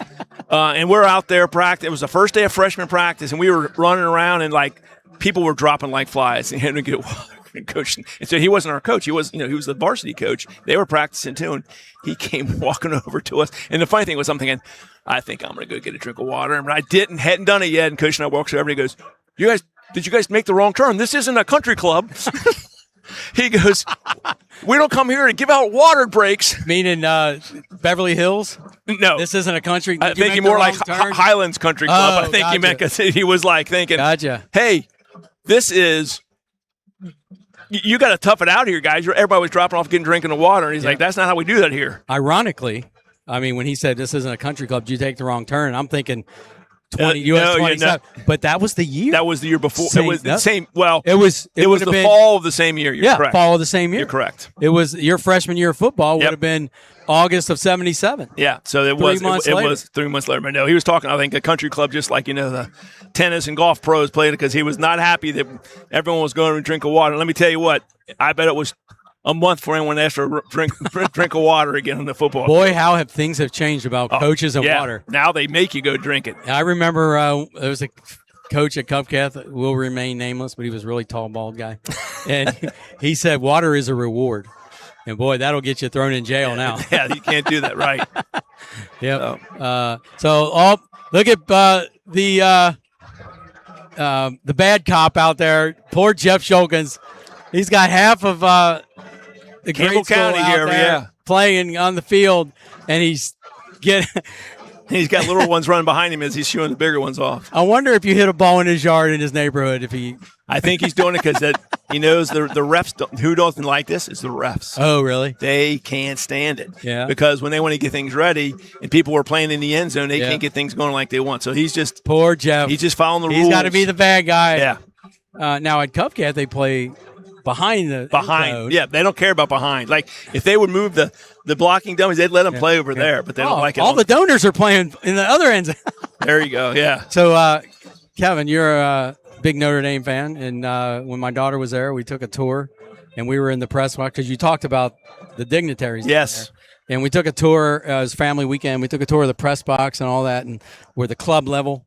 And everyone's asking questions, and some girl raises her hand and says, "Is this where the rich people sit?" And he said, "No, this is where the generous people sit." Yeah, most of the people there are rich. But no, I'm a big fan. Their first game is September 6th in Lambeau Field. Oh, I didn't know. I didn't realize that's where Wisconsin. Oh, man. And it'd be a bad day for the Badgers. Well, Coach Fickle's playing it up. You think he's like, no, this is the biggest game in Wisconsin. Thank God he's there. So he's like, this is the biggest game in Wisconsin in a long time. So he's putting the pressure on his own players, and so you gotta love these owners. Who is that? Not sure. You should know. He's got a Hill shirt on. Yeah, it might be somewhere around 45 years ago that I was up on this hill. So, but you're back on staff here, Kevin. That's exciting. It is fun. And coaching at the middle school level. Yeah, that's the funny. And we practice at St. Joe's in Cold Spring because there's so much activity down here. They get soccer and all kind of things. When Cubcat put turf on their field, it was the most used piece of property in Northern Kentucky. Yeah, so anyway, I started my coaching career coaching St. Joe's grade school on that same field. So it's kind of a full circle for me in many ways. Well, it's 7-3. Not much scoring to recap. But it's not been a sloppy game, Mark. There's not like a lot of fumbles, interceptions. It's been pretty solid play. The touchdown was Conrad, I believe, yes. Avery Conrad. He's been their main. The only one that got into the end zone tonight for Lloyd, and then the extra point had a holding call on it, which took it back to the 20-yard line, made it a 30-yard extra point. I'm going to go out on a limb and say it was the longest extra point on 859 radio history. It took it back to the 13 and then 7 yards back. So you're right, perfectly a 30-yard 30-yard PAT. And he had 5 yards to spare. Yeah, he did. Yeah, I'm guessing if they would have had another penalty, if it would have been 15-yard, they probably would have gone for 2. Yeah, because that would have been right at his or right past his. And the kicker for Newcastle. The kicker for Newcastle is Meyer, number 23, Max Meyer, who again, I think. I'm going to give 32-yarder. Yeah, and I'm going to give Coach Brown the credit because he was holding his hand up like, hold on, like he was watching the clock, letting it go down as you're going to call a timeout. And literally, Lloyd's off defensive line was on one knee looking at Coach Brown. And all of a sudden, they snapped the ball, and Lloyd's off defensive line did not move. Yeah, and not that it would have mattered because, I mean – It depends if they would have jumped through and blocked it or something, but yeah. I mean, typically you don't see blocks, but I talked to Coach Brown today, and he was going through like the team captains and stuff, and he talked about Noah Kohler and coming back from like a major leg injury from last year. He's been a key player out there and a team captain. So shout out to Noah Kohler. That's awesome. And as I was telling you, Mark, obviously Coach Brown, as the defensive coordinator at Cubcats, had a lot of success in his tenure. 10 years, I think he's been there. But what I'm seeing him doing, again, not to take shots at last administration coaches-wise here, but the importance he put on things that are important to this school, discipline, the reverence to the Catholic identity, the grotto, those type of things. Ties on Friday. It warms your heart because that's some of the stuff that was maybe not quite like it used to be at Newcath on here, but and he has said no. This is the way it was. This is the way it's going to be. So hats off to Coach for doing. And I know we've never had a broadcast start with a prayer from a bishop. Yeah, that's our first time for sure. Bishop Iffert was out there to bless this field and the people here, and that was very memorable to have Coach Iffert here, and Coach did a great job. And then the national anthem. Yeah. Talk about him. Ben Walls is a graduate here, and I didn't know. How do you spell Walls? I think WALZ, right? Okay. Yeah. All right. He's very, as he said, is he related to Jamie? I don't know. He might be. He's a Northern Kentucky guy. I mean, he's a Campbell County guy. So they may be, but he's very popular in there. You go to a lot of bars, restaurants. He's playing. You're in the Music Hall of Fame. Oh, Northern Kentucky, he's Music Hall of Fame. So I've seen him several times out performing. He's very good, and he's he's. This is going to sound terrible. One of the real reasons I like is when he sings and you're out to dinner, you can hear yourself talk still. Oh, okay. And he's not like, hey, they're all here just to see me. No, I got to find out where he's going and show up. But and then Kevin, the Lloyd Juggernauts are winning here 7-3. Got a couple minutes left. They'll put 3 minutes back on. No one's out yet. Which just the refs. Yep. So last year, 13-1, and I think Lloyd. I mean, Coach Nieder. Kyle, they've had he's had a great run at Lloyd. He's really had. Yes, and taking them to all new heights. Again, you were talking about a program that Niederman. You're talking about a program that probably 5 years ago. First of all, the engagement in Erlanger was almost gone. You'd go to a game there, and there'd be 150 people there. Yep. He's brought back the student body, he's brought back the neighborhoods, and the success he's been on the football field. I go back to the Field of Dreams. If you build it, they will come. And that is a campus. Yes, Lloyd. It is. Yeah. It is gorgeous. And that press box, we loved it there when we broadcast from there. Remember that Lexcalf game we did from there? That was incredible. It's just it's not the doormat. No, they're it far. used to be absolutely. program. He's and really done a nice job. He's brought in Coach Brosser to be his offensive coordinator, and remember they had a playoff game at Beechwood a couple years ago. Oh, they said now they're in 3A, and they've won their district. They lost. You're right. They did lose, but they went further downstate than Lexington did that year. Yes, and if you remember, he graduated last year. They lost their starting quarterback Collins. The first game 2 years, or the first game of first scrimmage 2 years in a row. Isaiah or Elijah Collins, and they had to switch out, and they still had the success they did. Yes. It just shows you, when you've got athletes up and down your roster, and you can plug somebody in the quarterback that usually isn't, which is what we're seeing tonight. Yeah. With Colton Barger, who was their leading wide receiver last year. Right? Yep. Had 15 touchdowns. 15 touchdowns. 1,500 yards. Is it 1,500? I know it was over 1,000. I'd love to know where that ranked in the state. Probably high, because that's a lot. Probably high, yeah. I mean, again, they lost the game downstate, I think, and that's the other thing. The only negative was because their schedule wasn't the toughest. They got with the new RPI things, they went on the road. Had they been able to play that in Erlanger, I think you have a different result. Well, I'd love to get an email at 859sportsradio@gmail.com. I mean, we got, at least 100 people out there watching. We need some engagement. We need some give me a Bob Schneider story from a fan out there watching. There's going to be plenty, I guarantee it. Like I said, we haven't gotten a picture of the big screen. Everyone's forgotten. Yeah. So we got all these new fans out there watching. And we also, when you go to the webpage, 859sportsradio.com, or if you're on the listening, subscribe to us. We're inching closer to 1,000. I don't know what that gets me, but I can say 1,000. They say you can monetize, which I always love the word monetize. Yeah. Yeah, that's never a bad word. But subscribe to our channel, and but if you can send us a picture of your big screen watching it, preferably get somebody in it.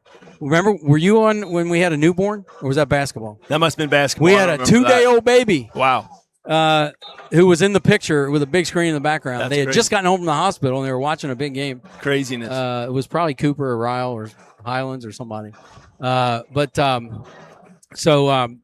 We usually get someone from distance. That's what makes me when I hear someone say, hey, we're in Arizona or even South Carolina. Yep. Couldn't see my grandson play, but I can see it now. That's what I always love. Last year we got somebody from Russia. Yeah, that was, yeah. Were you on for that? I think they monitored that for and a then while. we didn't hear from them again. we're still worried about them. Yeah. But that wasn't Snowden, was it? The WikiLeaks guy? That's funny.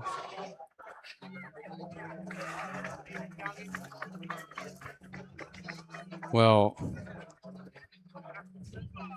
I forgot the other. We talked about coach to come back. One of those. There's the email. And you'll remember Jack Herring. He was a coach at Cuffcat during their state title when your son was there. He's back on staff. Okay. So they've brought back a lot of. What's his name? Jack Herring. Yeah. Oh, I talked to Coach Herring twice today. Yeah. Yeah. Ryan Studer, 2-time state champ, 2-time runner-up, coach at Cubcath, played at Campbell County and was a scholarship equipment manager for the UK football team. Awesome. Love y'all's broadcast for years. So good. So, Ryan, are you watching on the big screen? Thanks for the email. Ryan's here. Ryan is the my Ryan's the bad. offensive coordinator. Oh, okay. That's a family member. Gotcha. That's Mr. Titman telling us that. Gotcha. And a big shout out to Brossart Radio, who's got a new Adam Noe is taking over for Dave Schabel, who's given up football. I thought he was going to do it this year. I thought they asked. He said with his bad knee and all that, he's done climbing press boxes. Adam's taken over, and I got him set up on Mixler. There you go. And they're on the air. So good for them. Good shout out Brossart. Mark, the kickoffs. This one's big because you remember what happened last time. Newcastle kicked it kind of like a pooch kick. Yep. And they made hay with it. They could have taken that farther. Lloyd could. Right. So this is Meyer, right? Meyer. Yep.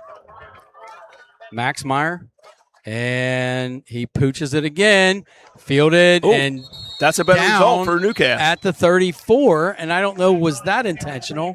Oh, to yeah. cover it up like that and not return it. I don't He think. had return room. No, they had lots of room. I mean, a lot of times you'll tell the guys that the ball's high. That was Logan Smith, a sophomore. Last time they kicked it to their leading, so a good choice. Well, for Newcastle sometimes it depends on who catches it, right? Oh, it means it completely. That's what I'm saying. Right. Like, hey, you're on the hands team. You're not on the runs team. Yeah, Tomlinson caught it last time, and he's one of their leading runners coming into this. But this young man is a sophomore. He probably was told, to your point, catch the ball. Who do you think had the most yards? Lloyd had the most yards? Yeah, I think Lloyd had the most yards, yes. But Newcastle made it twice deep. They did. It made pretty even. 7-3, starting the third quarter. Barger under center They got again. a timeout. That is never a good sign. Oh, boy. Boy, Coach Brosser might have just lost a blood vessel in his head right there. Oh, boy. He Look is out. Hands on the hips. Uh-oh. Not happy. And in a 7-3 game, timeouts could be critical. We Absolutely. saw at the end of that half, Yeah. not having a timeout cost them 3 points. That's why I think Lloyd probably had more, because they literally stopped the ball probably on the 4-yard line down there. So they drove all the way down to the 4-yard line, plus the touchdown that they had. So Okay. So 1st and 10 at the 35-yard line. that you never want to have to call a timeout You don't. on the first play after half or to start And you don't want to be the first person to the sideline. No. I would have been behind the biggest lineman. Boy, old 74. How is it 11? Will Myers out there on that end. How can it be 11:59? I don't think I understand. Oh, the kickoff. There's 1 second on the kickoff. That's why. Oh, okay. Yeah, because he caught it and downed it. Yeah, they had to take some time. So Barger under center. Looks like the same play. He's got two tailbacks. Right up the gut. And that's Fumbled the ball. they're going to say he was down at the 35-yard line. He might have got hurt, Mark. And Conrad? that ball comes to he got bent backwards, and that ball came out kind of awkwardly. Yeah, he's they're getting helping up. him up, He's but getting up with a little bit of a Yep, he's limp. got a hitch. He kind of got bent backwards on that. He seems to be walking He's it off. lucky to be though. walking it off. Yeah. So 2nd down and 10. Good stand there by the Newcastle defense. So they're trying to get this thing back and get their first lead. And Lloyd trying to march it like they did twice in the first half. Newcastle a little slow and getting the alignment. Here we go. Two wideouts left, one to the right. Barger. Throwing out in the flats. Yeah, there's a running back screen. And he's got room to has run. room. Gets to the 50 inside Newcastle territory at the 43-yard line. First down, and that was a huge gain on 2nd down. Tackled by Dom Bosley, making the tackle, but they just locked up on the 3 outside defenders and just threw that little bubble pass and off Great you play. went. Now, is that a halftime adjustment, Kevin? Probably they sat there and said, "Here's what we're going to do." Because if you can look, Newcastle they're playing their version of crowding the line of scrimmage right now. They've got a lot of guys up tight. 1st and 10 at the 43 of the Thoroughbreds. Barger hands off right up the middle, and no, he keeps it and gets to the sideline. Man, faked us all out and gets about maybe 7. Let's see where they officially spot it. Knocked out by Bosley again at the 37. 6-yard gain, 2nd and 4, and 2 plays just like that all the way to the Newcastle 36. Yeah, I think 37. it's interesting to see the strategy both teams are playing. Newcastle kind of pushes, hey, throw the ball, and they're saying, no, we don't have to throw the ball. Right. So Barger and hands off the this time gut. up the middle. That's and Tomlinson. stands up the defender, but then he's got a lot of his friends coming in to help. And that's going to be 3rd and 2 at the 35-yard line. 10:26 to go here in the third. 7-3. Hope the fans are enjoying the scoreboard clock like we had last year. It certainly comes in handy, doesn't it? Mark did that right there, that play, even though it was a small pickup. That epitomizes what Newcastle wants to do on defense. Have 4 and 5 guys on the ball, taking them down. 2 wideouts in a very close formation on the right for Lloyd. Hand off, nowhere, cuts back. And he's juking left and right and gets to the 30. First down by 3 yards. So nice play there for the Lloyd and a big push up front. Mark, I'm impressed by Conrad's vision. He does a nice job because I thought he was going to try to go outside, and I think Newcastle had that well defended. He cut back inside and picked up 5 because he read that very well. Just under 10 minutes, 9:46 clock ticking. And, boy, a touchdown here. This is a huge series for Lloyd. If a touchdown here in a game like this, a 10 or 11-point lead is monumental. So Barger in the shotgun. There's that bubble pitch over pitch. left side and breaks a tackle, cuts it back, and gets brought down at the 28-yard line. It's going to be a gain of 2. 2nd and 8, 9:18 to go. They did it, that was a similar variant. It wasn't the bubble, but they were trying to do the same thing, lock up the 2 outside defenders. But a good job by the outside defender of Newcastle. Explain what a bubble is. A bubble is when you take a guy and he's kind of bubbled, like a C route. So he's not going out in the flats. He comes back and he's getting the ball. Like a true bubble is from a receiver coming in, but I call it a bubble or a swing running pass. back bubble. And play action, and there's a flag on the play. And that's going to be Complete, against Lloyd. And he breaks the tackle, Fumble. falls on the ground. They're going to decline this penalty. Yep. Oh, so you think the penalty is on Lloyd? Absolutely. All right. So that's a huge turn of events here. What they do here. Let's see. It's all a matter of the penalty.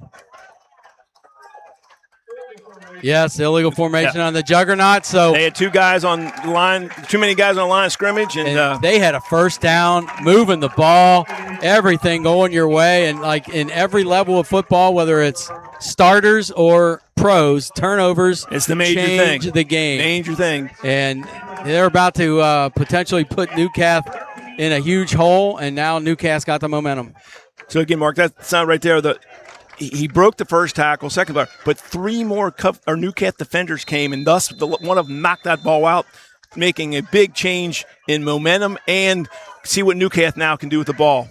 1 wide out, wide right, and 1 to the left.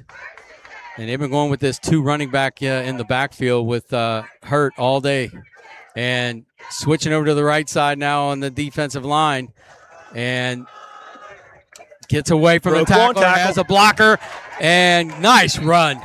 Fighting tacklers and getting all the way across the 20 to the, 22-yard line. Hundemeyer, Mark, is a slippery little guy there. And I say little, he's not at least 5'7", 5'8", but he keeps his legs moving.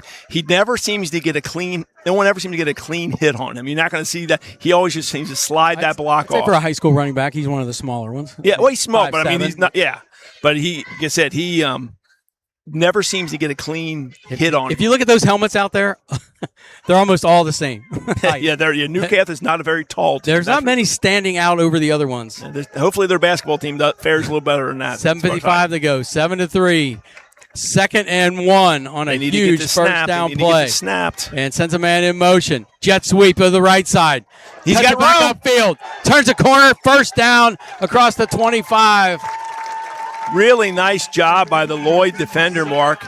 I thought they were beat, but number 18 from Lloyd came off and McKinney and made that tackle. I thought the corner had been turned, but he did a nice job making that play. Lloyd's got team speed up and down this lineup. And you've got to really get some good blocking and get around that corner fast to outrun them. Absolutely. So it's going to be first down and 10 at the 26, and now Newcastle doesn't have the shadow of their end zone behind them. Gives them a lot more breathing room. So 1 wide out to either side, running backs in the backfield, and very tight with Hurt, the quarterback. They continue to go that double A gap. And hands off to the right running back. And gets through.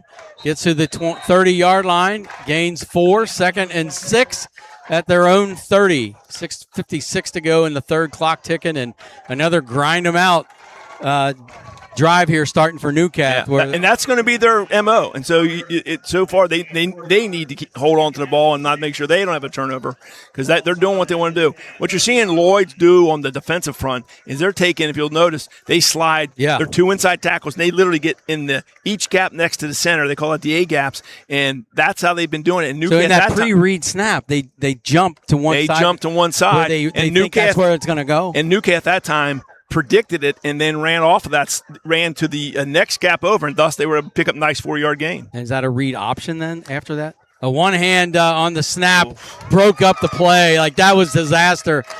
Sometimes it just takes a little timing is everything, and that threw the whole play off. Hurts getting up slowly. That's not good. He got thrown down pretty good. I hope that concussion surface they put comes into play here. 3rd down and 10 back to the 31-yard line. So, no, I'm sorry, 26-yard line. They got to get to the 36 for the first. Clock ticking, 5:44 to go. Clouds are rolling in, but no rain in sight. To your point, Mark, this is not where Newcastle wants to play at the 3rd and longs. No. This is not that they're set up to be successful with. I'd say probably single-digit percentage chances of converting on They're 3rd throwing and 10. It wide open. And they misread it. Yep. Misread the throw. Not on the same page there. That was a go route by the quarterback and comeback route by the wide receiver. The comeback route was wide open. The safety had bailed completely, and he throws it. He's not going to get a touchdown, but he's got first down. He's 5 yards past the line, past the markers. Wow. So that stops the clock on a rare incompletion, and setting back deep for Lloyd is going to be number 1, Isaiah Jones, and also who's on that other side? I think Conrad. Okay. And this is a dangerous. he had to hurry. Gets a nice punt away. Fielded at the 38. Gets away. Gets away. Another block. Missed tackle. Still going. And I'm wrong. It wasn't. He broke 4 tackles to the 46-yard line. That was number 4, Peterson. Okay. And I would say this was a dangerous spot for Newcastle because if he gets the ball in open field, both of those return men can take it to the house, and he did it by breaking several tackles. But to Newcastle's credit, they just kept coming. They just kept coming and were able to bring him down. So 1st down and 10. It's back to the 46-yard line, and timeout on the change of possession, right? Yep. As Lloyd did not have to call a timeout. But the clock's, there's not a timeout. They only got 10 seconds to get this play off. That's why they're acting like it's a timeout. And it's not. So they come right to the line of scrimmage, see if they can get the play off. 9 seconds. Barger in the shotgun. They get it man off. In motion, play action, rolling out to the left. Has time. Fires a strike and bobbled. Drops. And incomplete. I thought he caught it after the bobble. I think the ground helped him catch. We're starting to see the cramps happen here now, Mark. Yep. Warm days, cool nights. And warm days, cool nights. They'll do it every time. Who had the hit? Because that broke up that play. I think it was Hundemeyer, but don't hold me to that. All right. But that was because the play was there. And if he doesn't hit him as soon as the ball gets there, that's a completion. Yes, absolutely. So how about that video board? It was the original size was like half that size. And they decided to go with the big one. Which I think they did a great job. I'm all about big screens. We'd love to see the email from somebody out there watching. We got 2 different thoroughbreds down with cramps. Not a good sign. You have probably one guy you plan on as your 3rd corner, but losing 2 is tough. So 859sportsradio@gmail.com. So that's Will Stevie, his starting safety, and also plays on offense as well, the receiver. It's cramp, but that's not good. So that's definitely a cramp? Oh, he had a cramp. They were doing the cramp. Okay. And he's still cramping on him. It's amazing how quickly they come back. And once they hit the sidelines. Joe Oswald is the defensive end who's been chasing after the quarterback all day long. Those poor girls, they look like he's gonna tackle both of them. So it's cramping on him still. 2nd down and 10 at the 46-yard line. 5:03 to go. After the incompletion, clock stops. 7-3 Lloyd. What we haven't seen yet, Mark, is Lloyd try to take one deep. Right. Barger in the shotgun. Sends his man in motion. Tomlinson, 3 on the left in the empty. There's that bubble. Wide receiver screen, complete. And face mask coming. Yep, it's coming back. Oh, man. Going further down the field. I hope his head's still on. Well, he didn't get the face. He's got the helmet. Okay, but which is still a penalty. It almost looked like his helmet turned around backwards. He might have got right there in the ear hole, but that's such a tough thing as your defender. You're reaching out, you grab on to whatever you can. Yep. Yeah, not vicious, but still a penalty. 15-yarder. Absolutely. That's Phoenix Hundemeyer. They called the penalty on. But having said that, if Phoenix doesn't go out there, I'm not so sure that's not a much bigger play than what they're getting on the penalty. Oh. Because he had a nice crease to run in there, and Hundemeyer stopped him from hitting that crease. Last time Lloyd got this deep, they fumbled the football after they had a penalty on offense. So see if they can clean this up and take a 2-possession lead. They lead by 4. And handoff up the middle, breaks a tackle. Breaks a second tackle. Tomlinson gets to the 20 or the 31-yard line. So 4:33 to go, clock ticking. Mark, one of the things I'm starting to see on the Lloyd offensive line, who has been doing a really nice job, they're starting to not finish their blocks. They're starting to hit and start to stand up. It looks like you're seeing a little bit of tired legs out there at this point. We'll see. We'll see if that becomes a bigger factor. It only takes one big play to run to make that go away real quick. I can tell you. Yes. So one running back in the backfield, and that's Conrad. Barger, hands off. He keeps it, and he's got the first down and more inside the 20. Big run by Barger. And it looks like he's transitioned pretty well, Kevin, from that wide receiver position. He's running this offense. Jamison Murphy doing a nice job of making that play. Ball's at the 19. 1st and 10 on the Newcath 19. And this is the third time Lloyd's been this deep, resulting in one touchdown and one turnover on down. Well, really, the fumble was inside the 20. Yep. So the fourth time they've been this deep. And they turned the ball over on downs at the half. And that's Conrad, and he gets a few to the 16-yard line. It's going to be 2nd down and 7. And on that play, Mark, the Lloyd offensive line did a great job sustaining their block and making a hole for Conrad going through. So there's your man to shout out to, the captain, Kroller, who was in on that tackle. Kohler, I'm sorry, on that tackle. Yeah. So just under 3 minutes, third quarter.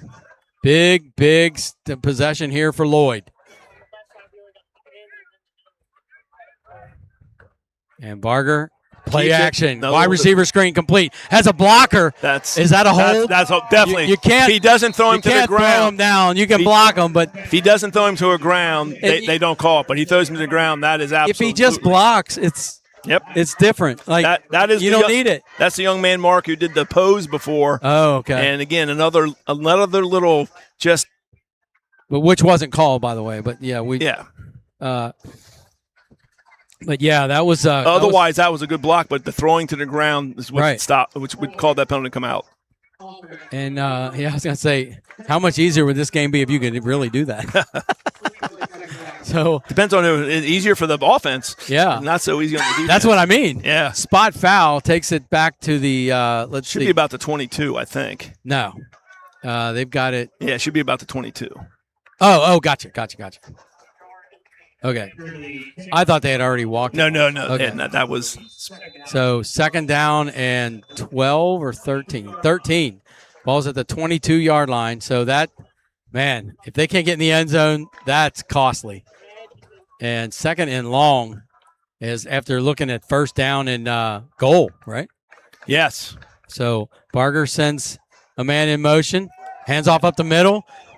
Cuts back to the left, gets to the 20, so only a 2-yard gain. Nice job. 3rd and 10, which is tough. It is. I mean, they have not been getting many 3rd and longs.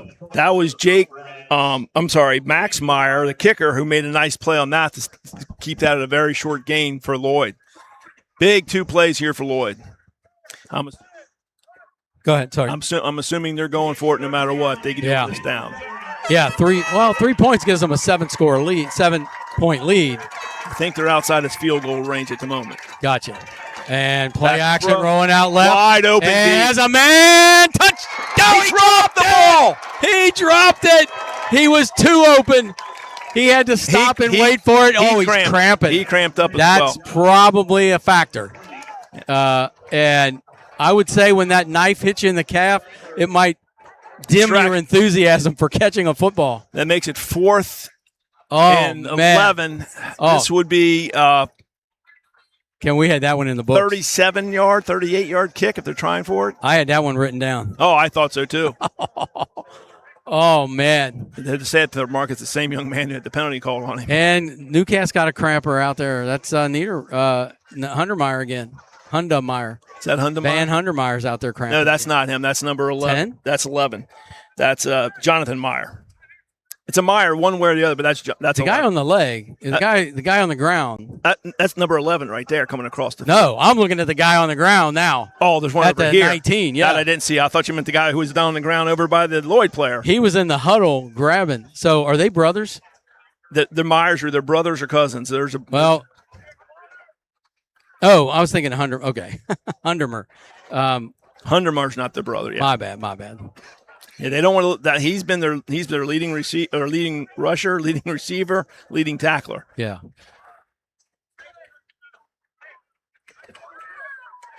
And this is a big play to have Isaiah so many Jones cramps. is still struggling with that cramp. Yes. There's no worse feeling when you get that calf cramp. Kevin, you agree that contributed to him dropping that football? I'm sure it did. The ball was not perfect, so it was a little low. So when he bent over, think about what that does. It stretches out that calf and down by the and that probably the cramp came, and then by the time he came back up, ball dropped. Yep. Wow, it's just like a rubber band just gets tightened. Yes, it does, and affects your legs. And pain is pain. You react to it. You can't. Yeah, you can't not react to something that painful. Those who can withstand that are his coaches won't be as forgiving as we are, but 4th down and 11.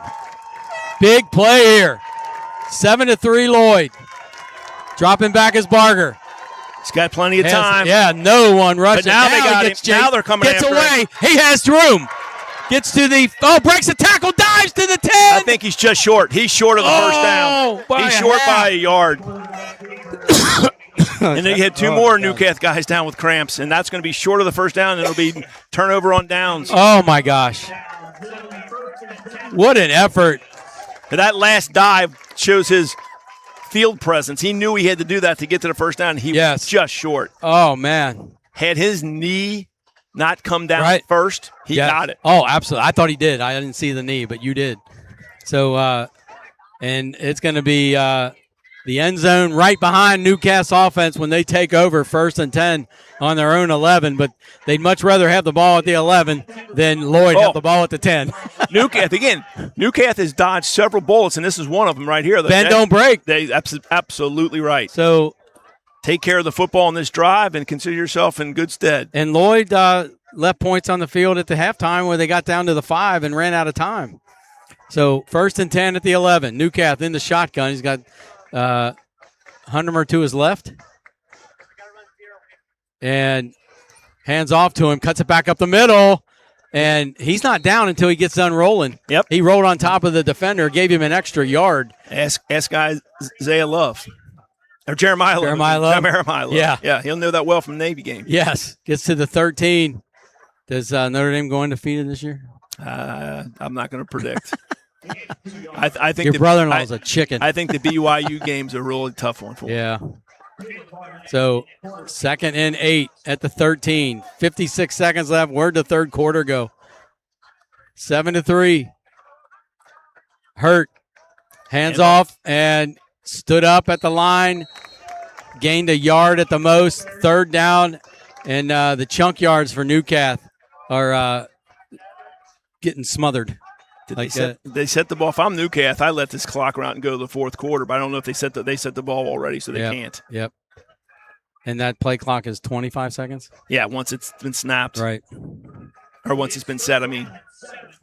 So we're in the pros as soon as they might call time. As soon as there's they're saying they got enough time. They must have not set it because they're gonna let the clock run out and get to the 4th. So in the pros, as soon as the play's over, the 40-second clock starts? Yeah. Yep.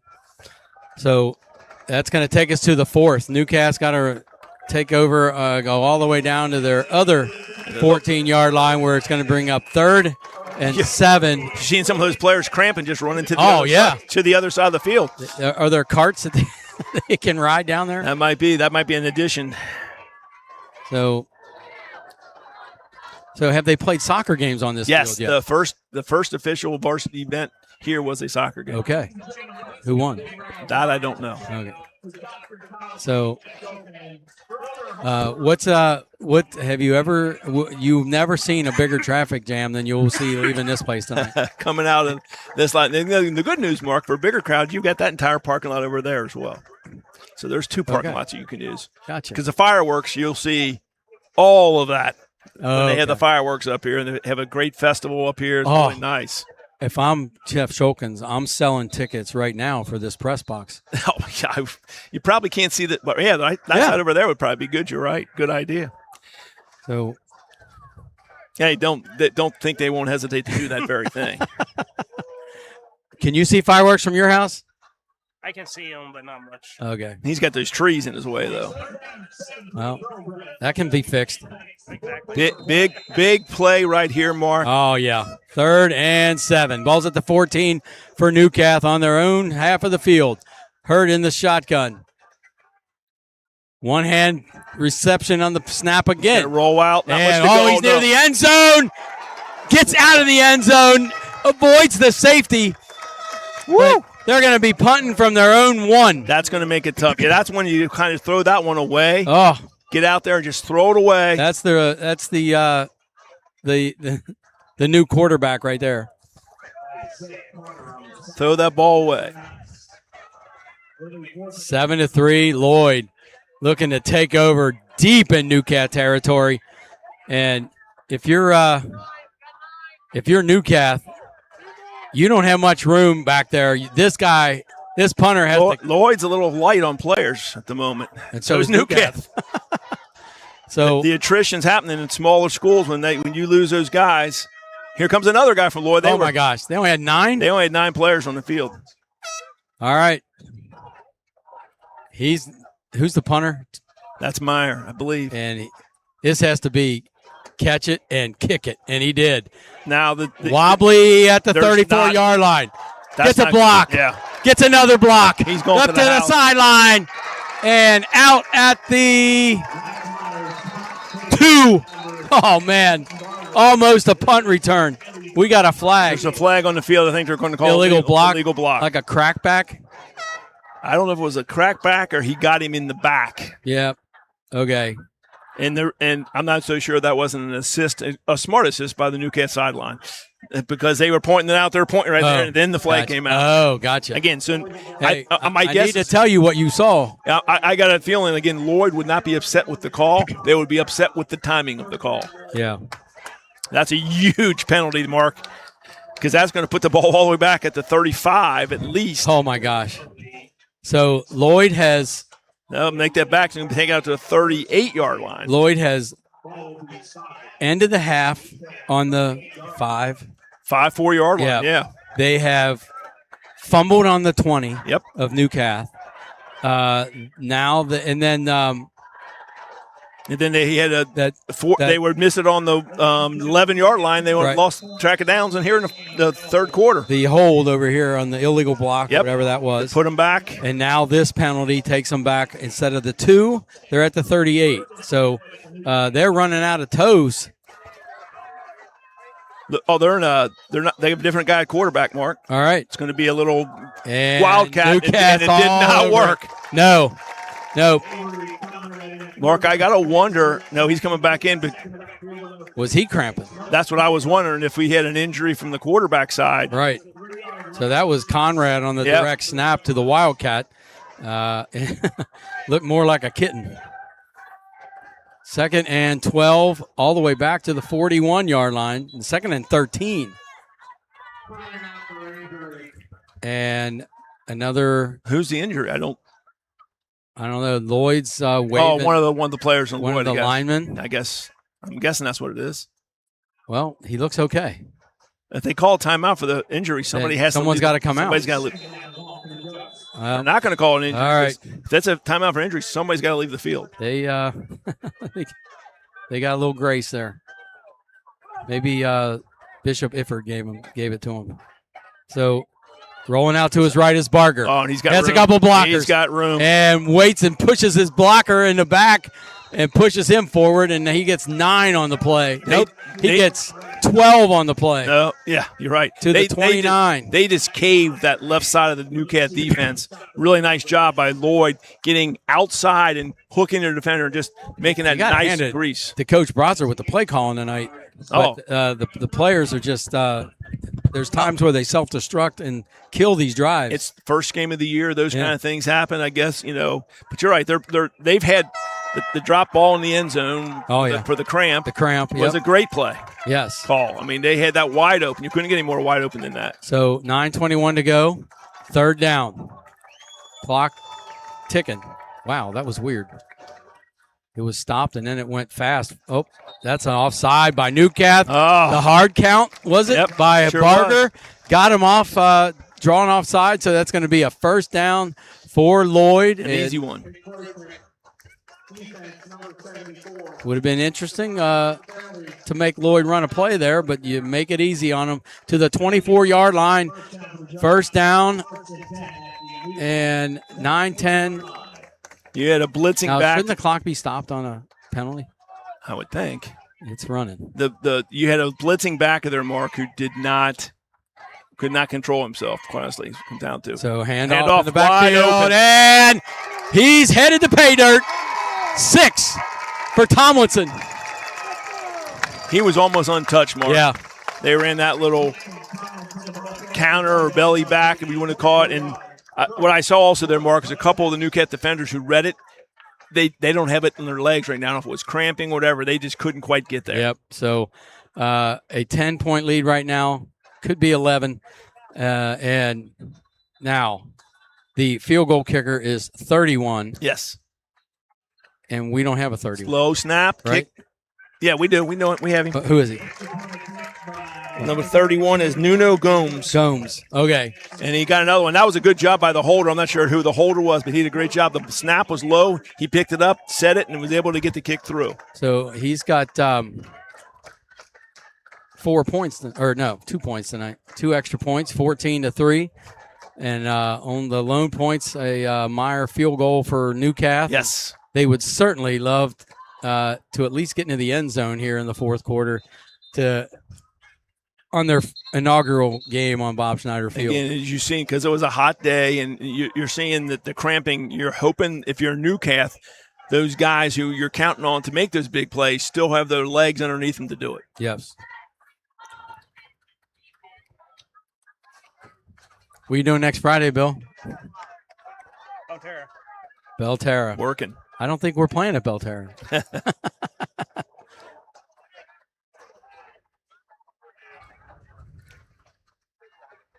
Keep the emails coming, 859sportsradio@gmail.com. He's had a good leg. He's kicked deep. I'll be curious if they do that or try to Wags. pooch it. Scoreboard looks great. Good effort of both teams. Here comes the freshman again, rolling. And cutting across field to the left He's got side. some room. Okay. Looked like he made it through there, and he's got caught on the 28-yard line. So this is Mike Wagner. Oh, I love Mike Wagner. Scoreboard looks great. Good effort on both teams, by both teams. Games on the Hill are perfect for Northern Kentucky. Can't wait for you to host you guys back for the hoop season. We definitely got to do that. But, Newcath now has radio. That's what I was there. Brian Kuntz to our right. And here we are at ball at the 30-yard line. This is a must drive if you're Newcath. Yes. And it can't be 6 minutes. No, it's you've got to get some things on the go. All right, 1st and 10 at the 30.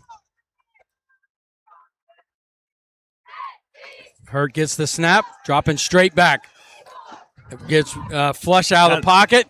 It's going to be a hole. And throws, knocked away. And he's cramping again. And, different player this time. That's number 4. Yep. Peterson. Peterson's R.J. Peterson. And, oh, man. They're going to have a hole in Newcath in the backfield. What was that game where we had – was it a Highlands game where it was like cramp after cramp after cramp? I know we had one at Ryle one year that we had a ton. Okay. It might have been Ryle at Highland. It might have been Ryle versus Highlands. Yeah. So there was a penalty on the return. So that's going to take it back to the Not on return. no, not on the return. Yeah, that was holding in the backfield for That's what I meant. Newcath. So back to the 20-yard line, and So if I'm Newcath, they have a backup cornerback in. I immediately test the backup cornerback. Yes. I don't even hesitate. 100%. So, Kevin, you see the new branding on midfield of the Newcath. Was that a couple years ago? They did it a couple years ago, similar Yeah. to what Cuffcath did with the cross. You like that? I do. I'll be honest. When they first did the Cuffcath, I wasn't a big fan, but now that I see it here and it's consistent, by the way, not Holy Cross, St. Henry's doing a similar thing. Okay. So you would think Holy Cross would, with Holy I Cross think- being in their name. I think they probably will. You would think. I think all the schools. In the junior high, they had a really neat event 2 weeks ago. Now I guess it is, or no, it was last week. All the Catholic grade schools, high schools had junior high teams play there on St. Henry's Field. It was really neat. Okay. Holy Cross, Newcath, Brossart, Covcath. It was really neat to see them all out there. And All right. 8:35 to go in the game. 14-3 Lloyd. Hurt in the shotgun, first and very long. Dropping back. And some screen out to the right. And nowhere to go. Tacklers all over for Lloyd. and I know that And Barger's out there on defense. as a quarterback, you're thought not to take risk. You try to be safe, but in this situation, I think you almost have to put the ball at a little bit at risk. Yeah. Downfield, not right close up here, but downfield. And if they make a play, they make a play. But You just give your guy a chance to make a play. saw a little heat lightning over there, or was that just the I think scoreboard? it was a scoreboard Okay, change. good. I thought the same thing at first. Let's hope. Heading the second time. All right, second down and 23 at the 17-yard line for Newcath. Hurd in the shotgun, sends a man in motion over to the left side to block. And handoff over right side, breaks a tackle, gets to the 20, spin move to the 21. So gets 4, third down and 19. Yeah, that's puts it in a tough spot there. It's not a great. And they're back to their starting corner now, so.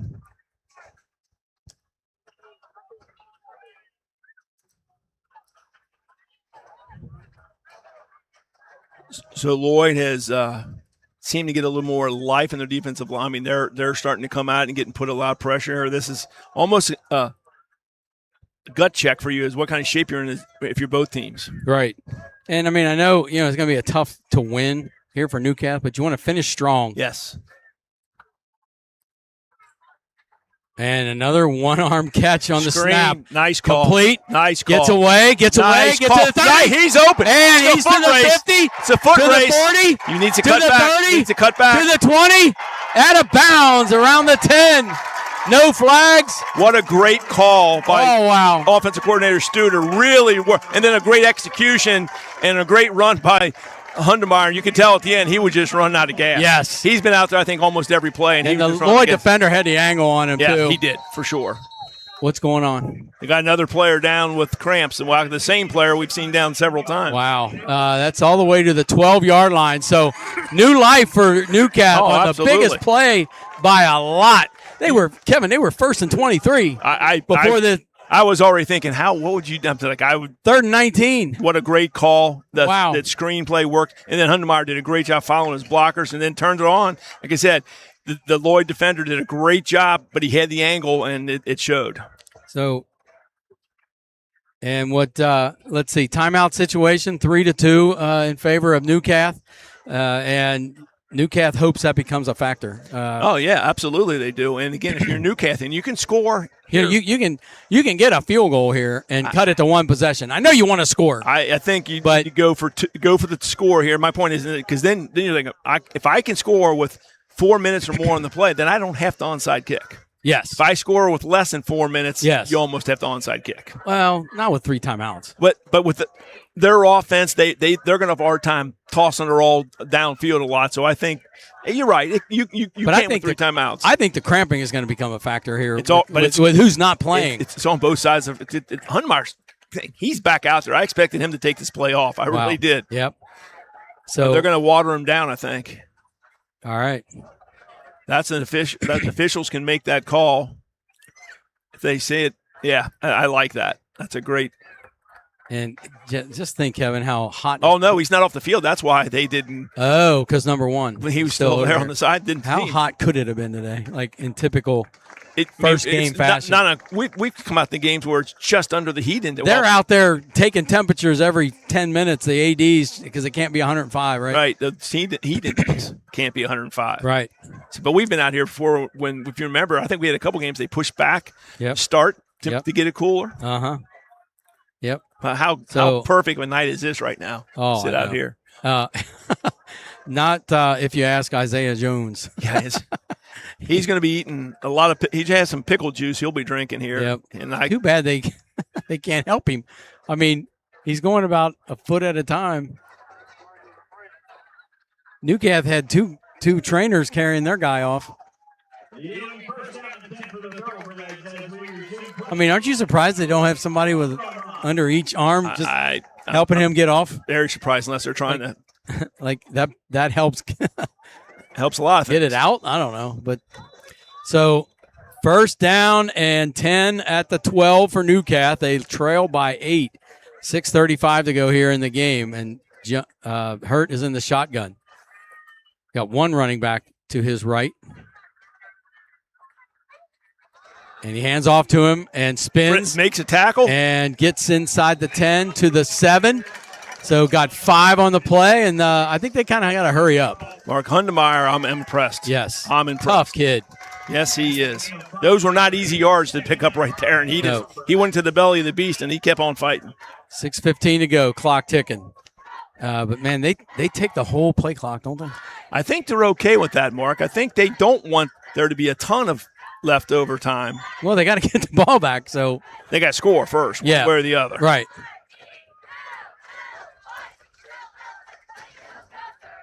Hurt in the shotgun. Now he's got 2 running backs in the backfield with him. And keeps it and spins. Inside the 5. That's the line of scrimmage. So really it's about a half a yard gain. 3rd down. And they can get a first down. I think you have to if you're Newcath. I think you got to go for. Yeah, you're right. You can kick it. Yep. But I would try. And I was thinking only kick it if it was 3rd and long and you're in the 15 or 20. Yeah, that's a different story. But this is inside the 5. I agree. You would go for the touchdown on 4th. But if you had to, it would not kill them to settle for 3 and cut it to 1 possession. But they got to get moving here. Get slow getting this. It's never in a hurry. They've got less than 10 seconds. They got to get going. Hundemeyer to his right. Hand off to Hundemeyer, and he got destroyed. Wow, into the backfield. Blew it up. Now you're almost at that point, Mark. Do you kick it or do you? Avery Conrad, and has he done it on both sides of the ball? He has been the player. Is he the MVP of this one? For sure, in my opinion. He's there. He's done it to your point, he's done it on both sides of the ball. He's been in the he's been a great ball carrier. I mean, because if you're going for this on 4th, you're throwing it. Oh, this is it. This has got to be your play. And 4th down and 7 from the 9. There, I'd say that's Lloyd's going to call that timeout. Yep. So that's going to leave them with 1. So if miracles happen here and Newcath can get in the end zone and get that ball back, that 1 timeout left is really going to hurt Lloyd. I think they feel like they stop him here, that becomes a moot point. Yep. Yeah. Yeah, it's the play of the game for both teams. Yes. I mean, no doubt about it. If Newcath can't in the end zone, they're 2 possessions down with at best 1 left. If Hundemeyer can throw the ball at all, I would love a halfback option play here. It's Hundemeyer, right? Hundemeyer. Yeah, it is Hundemeyer. I think you're right. So I've been probably saying his name wrong all day. Well, when I said are they brothers, I thought his first name was Hunda. No, it's Vander.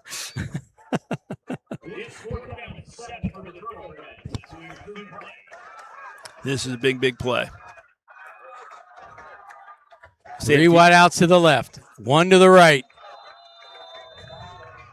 Is that Hundemer to his left? Hundemer to his left. Hurt in the shotgun, waiting on the snap. Play of the game. Dropping back. And looks into the end zone. Not even close. It was a slant by the wide receiver. Yeah. The ball went outside. Yeah, that receiver went inside. So. That was a slant all day long. That was what they were trying to get there. So that's going to Lloyd taking over. And the story today has certainly been Conrad and the defenses. Yeah. Because both defense, and I know Newcastle has bend didn't break, but they were counting on some bad plays by Lloyd to kill some drives. But still, 14-3. Mark, this could have been a blowout. Some of the defensive linemen from Newcastle have actually done a really nice job containing this. I mean, you have Haran, the right end. He's done a really nice job all day long. Just rolling out his Barger. We're going to have a flag. He's coming back, so. Is that a hold? I think this might be lined up off sides again. Really? Well, 2 flags. 2 refs saw it, whatever it was. 3 flags. To your point, because I think this is either illegal formation or offside. Yep, illegal formation. And meaning they had 2 guys. Well, I mean, that's what we've seen from Lloyd tonight. So this is why it's close. So they had too many people. So one of the guys supposed to be on the line of scrimmage wasn't. And that's a simple, the refs tell you. You look at them and they'll say you're up or you're off. Right, and right.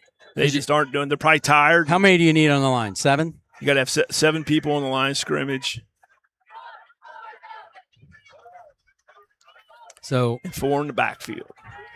1st and 15. Right up the gut. And nice not tackle. much. So when does Newcastle start calling timeout? I think they're going to, again, they got a little bit of time. And plus, you got them held down here. Yeah. 3 and out here, and they get the ball back with 2.5 minutes left. But I would think you'd use a timeout first. I think they will use 1 for sure. Yeah. So they tell you to do on 3rd down is by the book. That 25, 30 seconds will be critical. It'll be after, if they hold them on this play, that it'll be on 3rd down, you do it. So 2nd down and, they got to get to the 19. 2nd down and 13. It's going to be rolling out Barger, and he just keeps it. Gets and yardage. Tries to stretch it out. I call timeout if I'm Newcastle right now. Yes. This is when I call time, but they're not calling it. 3:27 to go. I would call timeout right here if I were their shoes. Because they're going to let all that clock they're going to be less than 2 minutes. Yeah. And they need 2 scores. Well, they'll probably call a timeout if they don't get this. So it won't be less than 2 minutes. It'll be about 2.5. Maybe a little more. No, definitely be more, but 250.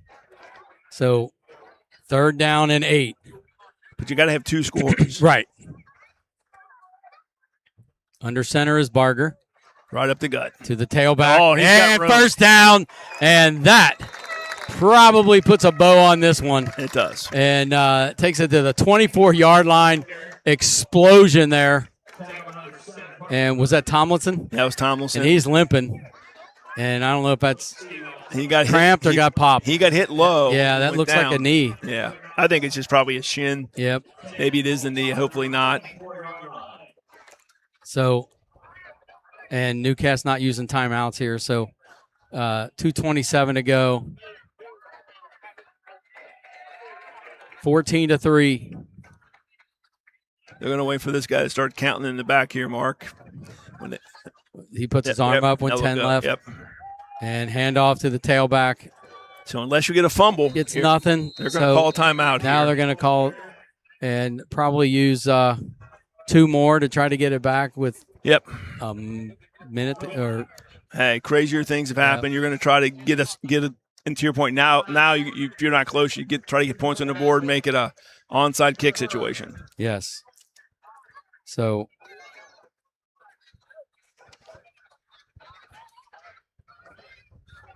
Try to get some last-minute emails in here, 859sportsradio@gmail.com.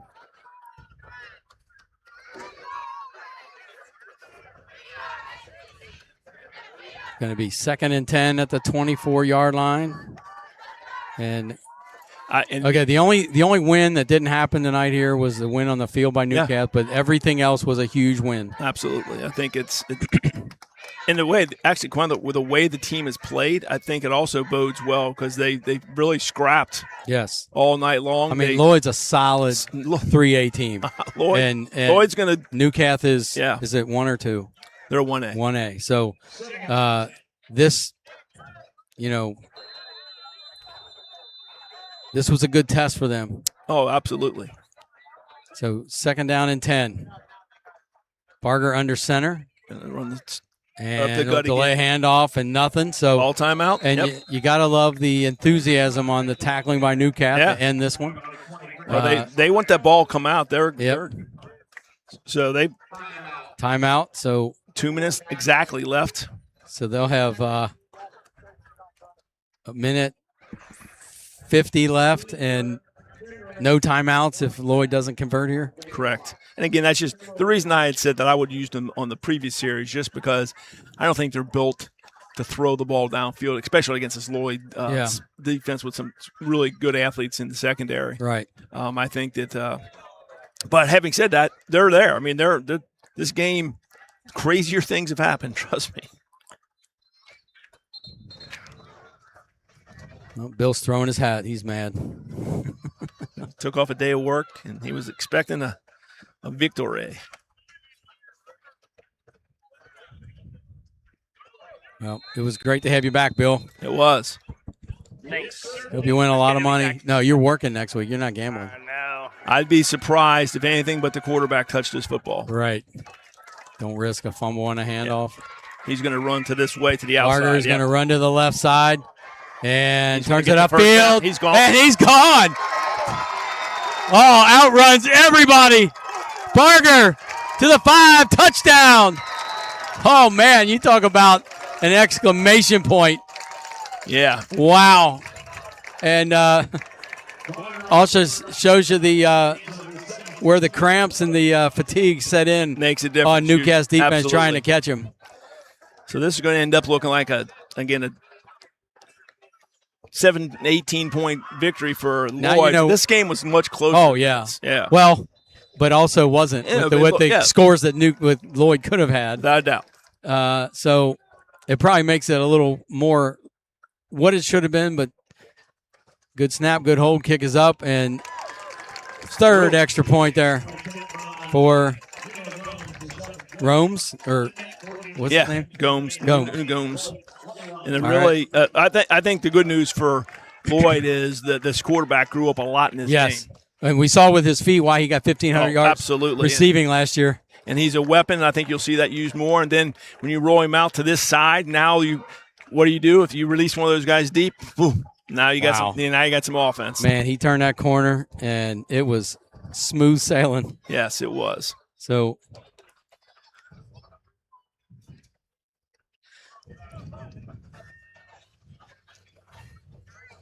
and looking for a short kick here. Oh, I think they'll kick it deep. Yeah, I think they kick it deep.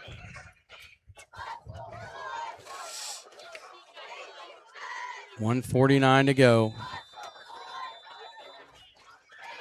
3-score lead. And fielded on the run at the 20-yard line. And nowhere to go there, but gets to the 33. For a freshman, he's done well on those returns. Yes. Not many freshmen playing at this level. Nope. And then so he's going to be a special player here for Newcastle. I think you'll probably see him work a little more into the offense as the time goes on. And let's see. Got an email here from Kimberly.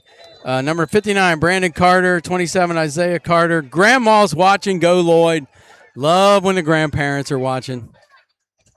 Always our favorite here on 859. Absolutely. Thank you, Kimberly Kitts Carter. A Lloyd fan. That's our first Lloyd fan checking in tonight. So, dropping back is Hurt. Pump fakes. Gets away from a tackler. Directing traffic out there. And gets driven to the ground. A big loss of 5 yards. And I doubt if Newcastle uses their last timeout on this series. Only if they, they did. Oh, only, no, if they they didn't. get, only if they get some success here. Kevin, this clock, it stops and then it catches up. Watch. Yeah, I'm watching it. You're right. It's done that several times. And then how fast? It's like it skips a number sometimes. Yeah, that's a problem. Look, it's very weird. It stopped and now it goes. Fans can watch what I'm watching. Look at that. Sometimes it's the longest seconds you've ever seen, and then it's the quickest. Second and long, 15 to go. Handoff up the middle. Gets to the 30, 35, and ducks under the tackler and dives to the 40 for third down coming. That's Hundemer. Van has had a really nice game, Mark. He's been an impressive player on both sides of the ball. I'd like to set my watch and see if it's actually counting down the right. Eventually catches up correctly, or is it is it fast or slow? Yeah, every once in a while it jumps too. Yeah, it stops and then goes real fast. This might be the last play here. I'm sure it is. Down to 7 seconds. If they get it off, there you go. Handoff. Hundemer and breaks the tackle. And I was going to say, you can hear the horn go off for the clock, but it's still going. The play's still going, but that's going to end the game here. And Lloyd's going to go back to Erlanger with a 1-0 record and a 21-3 spoiler here on the opening night of Bob Schneider Field for Newcat football. Yeah, so again, as you said, Mark, was a great facility, great night. The victory didn't come the way you'd hoped, but again, with the exception of that one last big play, I'd say Newcat acquitted himself quite well, and I think there's a lot to build off of. The program pride to have games on your campus. Oh, it's huge. Instead of having to use coming to Catholic, Newport, Dixie. Yeah. I mean, we did a Newcat game at Dixie. Yeah.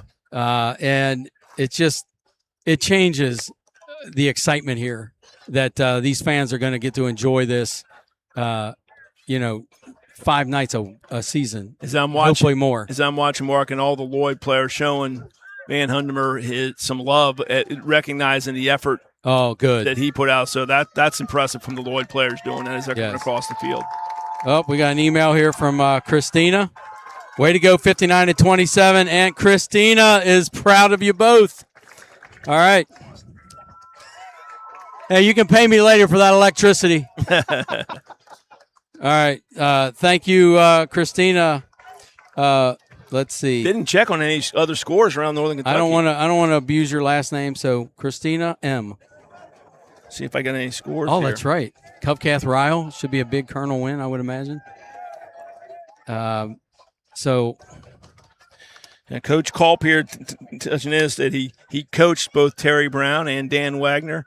He said very great players and hardworking players on top of it. Cool. Trying to see if we have any other. Oh, look, they're doing push-ups. Oh. One for every penalty.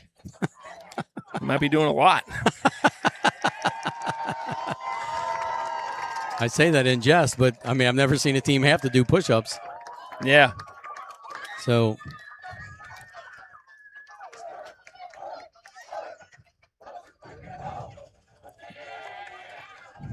all right. So, we're not going to wait for scores. That's going to wrap it up here, Kevin. We don't have any stats to go over. Big stat, 21-3 Lloyd win. And we certainly appreciate all the fans out there that enjoyed this one. Here's a message. Let's see. Covcath. John Dunoff, thanks for doing the Lloyd Newcat game. Go Jugs, JD. Thank you for that. So the only other game I was scoring, Mark, is and it's not a final, but it was Covcath 44, Ryle 7. That's probably right about what I would have thought. I didn't expect it to score that high, but it's going to be, I think, it might be a long year in Union for a team that's had a lot of success the last few years. Too bad Coach Brown didn't bring some of those tight ends with him from Park Hills. Yeah. Tight end isn't it? To be tight end in high school. Yes, it is. So I got 50-6. I said Tough Gas Ryle. he may be wrong. He said 44-7. Maybe it was 44-6 when he left. Okay. Yeah, I got 50-6. So someone posted. So, all right, man. Highlands played down at Frederick Douglass. That's another game to take a watch on. Yeah. Oh, we should have tuned in to Brennan. Maybe not. Yep. All right. So that's going to wrap it up here. Bill, bittersweet, buddy. Just you being here reminds me how much I miss you.